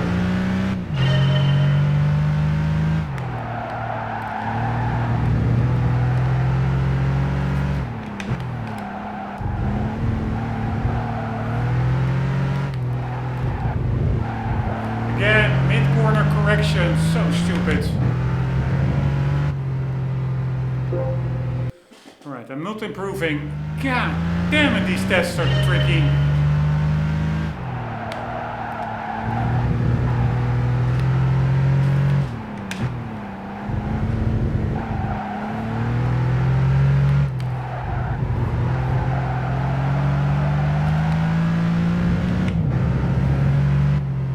Not only are the tests tricky, it feels clumsy. At least this test does. Also because sometimes the disqualification criteria are super strict. In this test, they seem almost crazy lenient. If you see how I'm cutting these corners.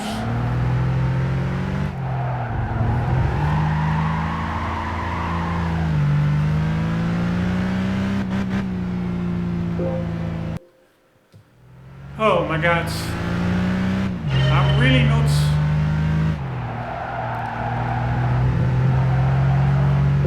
the best driver in the world, let that be clear.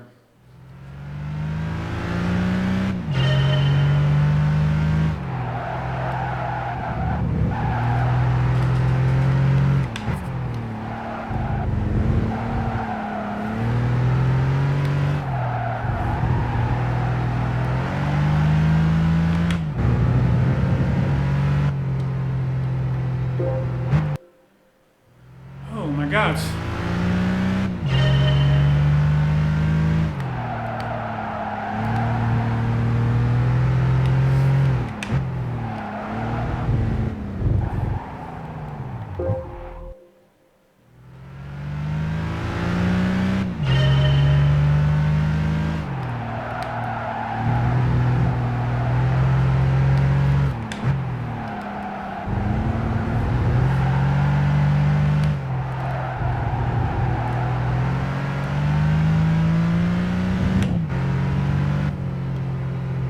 Nice! At the moment that I really was not expecting it, like usual. I have no clue what I did. I was actually with my thoughts somewhere totally else in that run. I was thinking about job and my future there, etc. And then I suddenly get a gold one. That's pretty funny. Alright, let's quickly see. We had an 8.49. Let's see how quickly the demonstration lap was. One of the more dramatic corners on a racetrack is the double hairpin. Our venue here is turn 9 and 10 from the last section of the Indianapolis Motor Speedway road course. This section is really quite simple with back-to-back hairpin corners. That said, you'll need to be careful with your throttle work in high-powered rear-wheel drive vehicles. Do your best not to spin and of course reach the finish line without drama.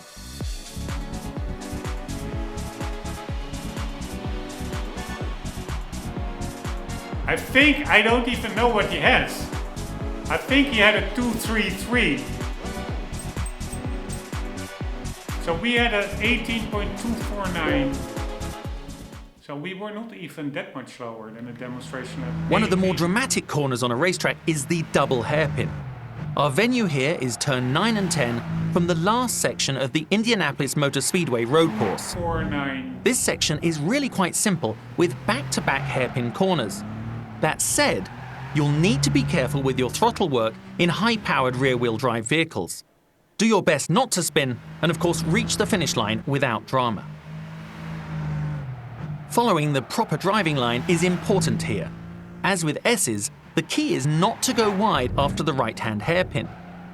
Gradually feed in the throttle so as not to spin the rear tyres. For this section, it's better to drive a little conservatively rather than going all out. I think he has an 18.893 or something, or is that a 17? Because otherwise he's not even getting the goal time here. Probably the time changed after updates or something. So he has an 18.839. 18.839. Yeah, so he is half a second above the goal time. That's weird. Alright, so we were faster than the demonstration lap. Nice. Oh, what the hell am I doing now? We could have just gone through the next events. 21:38. Let's quickly do one more. If possible, even two more. Then we're halfway. Early braking when driving downhill on dirt. A steep slope with a dramatic drop will serve as a setting for this phase, where you'll be tested on how well you can negotiate successive hairpin corners. The entire section features a steep drop, so be mindful of your speed. The key here is how effectively you use your brakes. Alright, we need a 27. Man, these tests are so fun, they're so varied. And yes, there can be super monotonous and annoying, but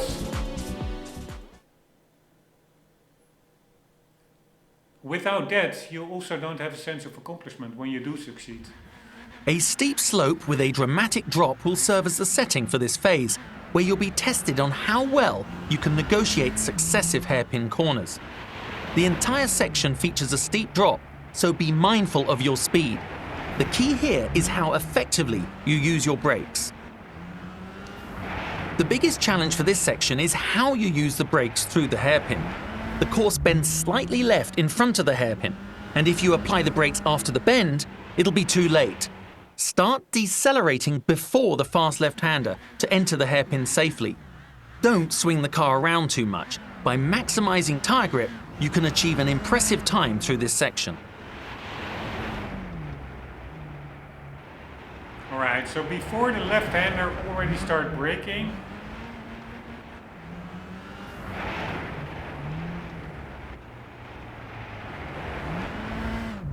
this game really is such...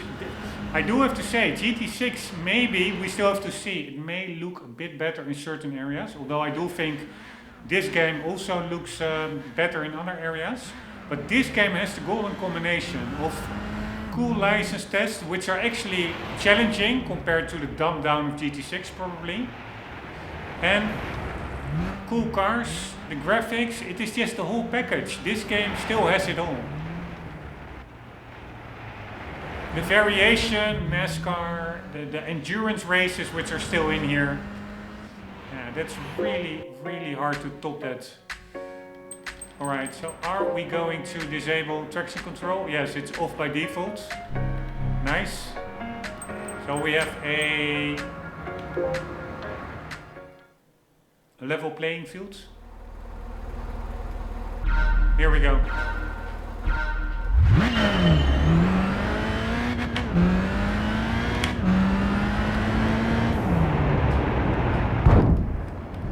At least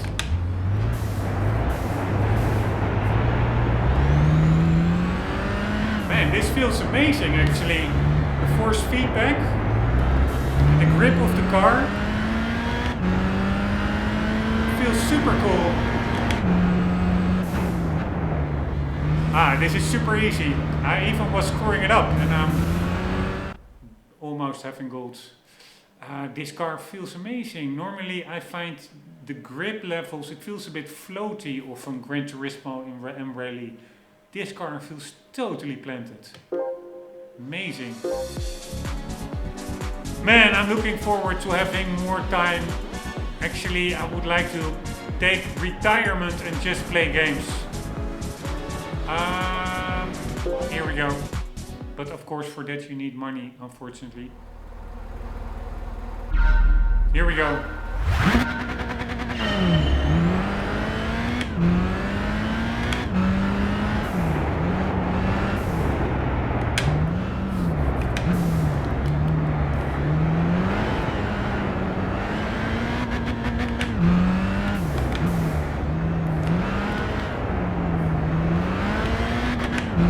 Alright, in the pockets.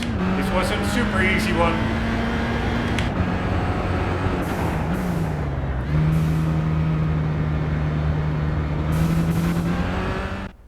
In the pocket.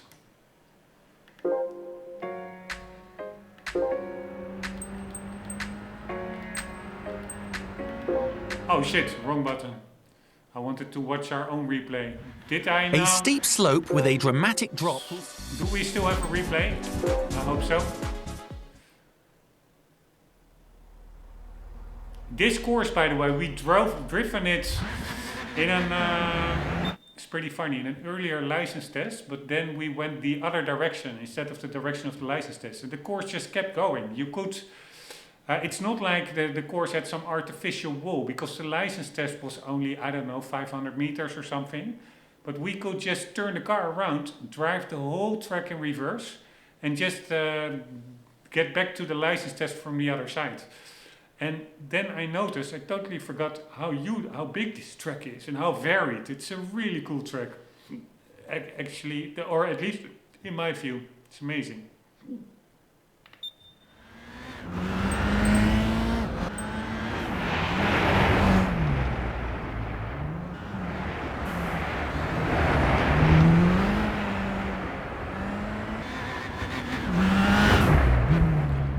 I remember seeing like pre-release footage of Gran Turismo 5 and how in awe I was. Of course also with GT4, but then seeing the graphical leap. And if I look at it now, I still have that same feeling. It's such an amazing game. Games like these, with the amount of content they have, I think they're unsurpassed to this day. GT7, GT Sports, nope. And GT6, yes, it has some pros. I look forward to playing it, because I never gave that game a fair chance. But I do remember, I think it is really dumbed down, the tests, etc. And it's so trimmed down, not the content of the tracks and the cars, that's amazing. And you also have day-night cycle, which is amazing. You have weather, so there's a lot going for it. But the campaign is just not there. And this game really has that super varied campaign. It's so fun. And also from Le Mans racers to karting to NASCAR to Japan GT touring car to high-level road cars to the supercars, the FFX, etc. to 60 supercars to super mundane road cars. It's so amazing what this game all has to offer, at least in my view.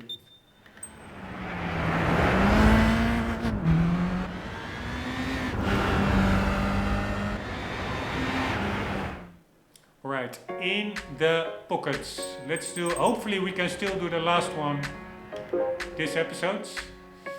High speed cornering on the Rombbb city course. IC5 in the, what's that, a Nissan G35 Coupe. For this test we'll use the S's that connect to the back straight in the middle section of the Rombbb city course. Alright, we have a bit of graphical flickering going on in the background. The corner itself is fairly simple, but since you will be approaching it at high speed, your braking leading up to the section is crucial. The key here is to operate the brakes without upsetting the balance of the car. The slightest mistake can cause you to crash, so proceed conservatively. Also this tune, I really like this tune, compared to the atrocious tunes, some of them in GT7, especially in Brand Central. It's incredible stupid music. Here, now if you go here, it goes to the top. I want it to go to the bottom, like so. Oh shit. I need to avoid using the down button because it's simply not working that well. So if it goes to the bottom of the list, I only need to scroll up instead of it going to the top and I have to scroll down. Anywho.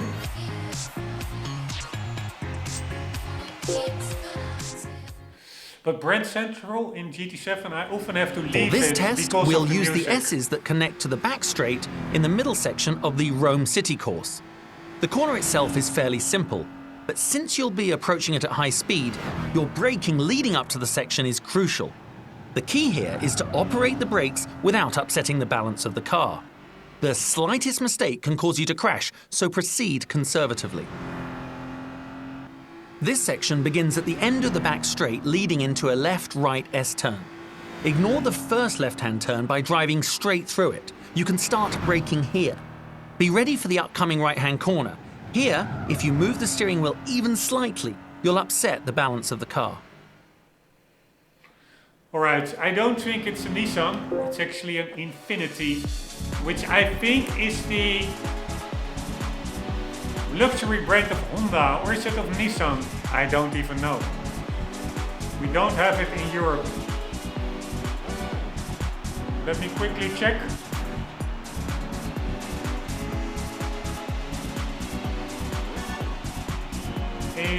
Infiniti car.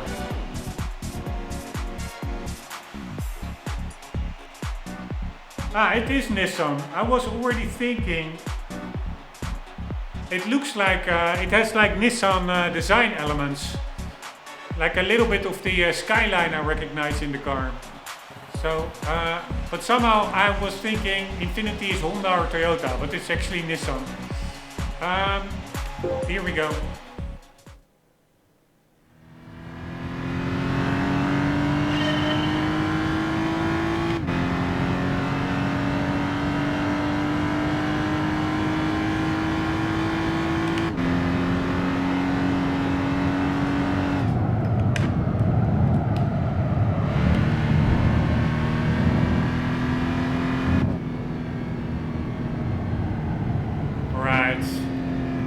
We need to do a lot better than that. 4/10 better.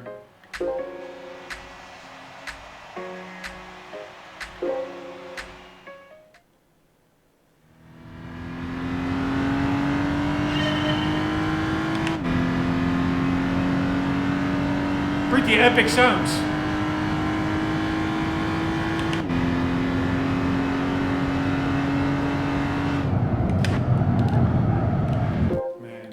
This one is going to be tricky, I think.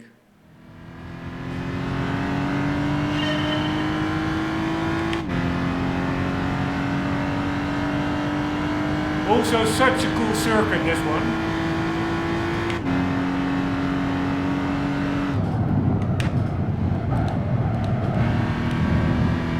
Should have gotten on the power earlier, I think. We only need 1/10. A little bit more.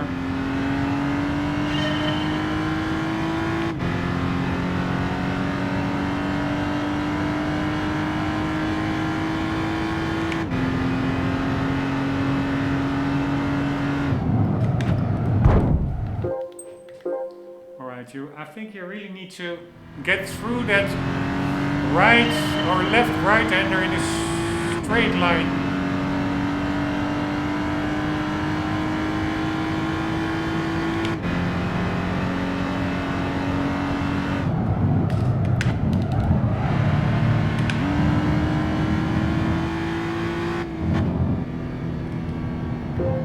And I need to shift down more.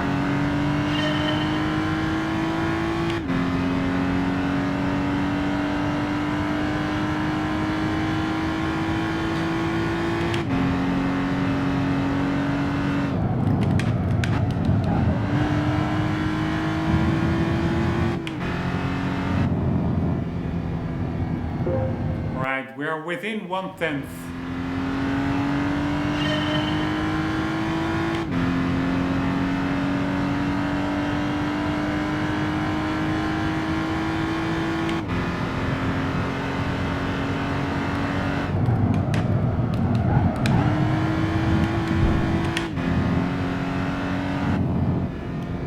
In the pockets, 1/10 below the target time, really nice. So we managed before 10 o'clock in the evening to do half of the National C license, I think it is, or is it International C? I don't, International C. IC5 is this. So that's very nice.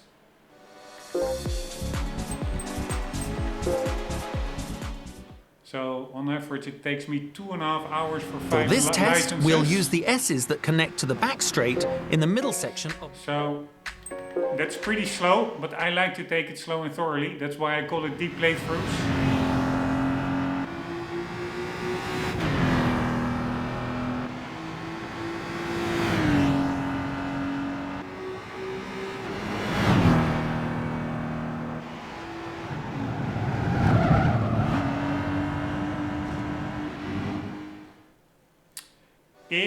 the pockets. Alright, so next episode we will be taking on blind corners in the woodlands, consecutive corners in Toscana. This one is in deep forests.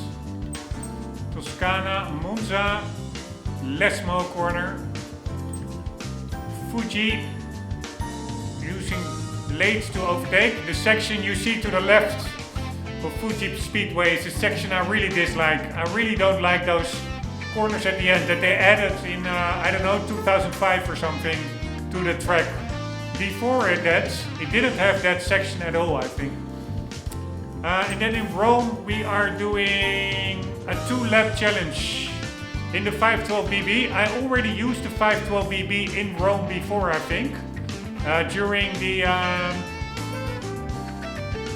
amateur in the A-Spec career modes. I do remember reading somewhere that this one is super tricky. That it's really a tough one, but I'm looking forward to it. The 512BB Ferrari, it's quite tricky. The rear likes to slide around, but it's just epic driving that car through Rome, I find. So that will be for the next episodes, or maybe even one thereafter if it takes me too long. Hopefully not. This will be in the Silvia Spec Aero, cool car. Subaru. I don't really like the modern WRX STIs. I like up until the Blob Eye. Then we have the Guerra Alfa Romeo. Don't really like that one. Then we have the Z06, cool car. And then the 512BB, super cool car. That will be for the next episode. Guys, hope you enjoyed this one.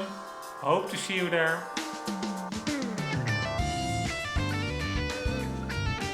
Man, it are such cool tunes. This game really gets you in the mood to continue. It's so hard to put this car to put this game down, I find. But hope you enjoyed. Hope to see you in the next episodes. And for the meantime, you yourself as well, never forget to always keep on gaming. See you later.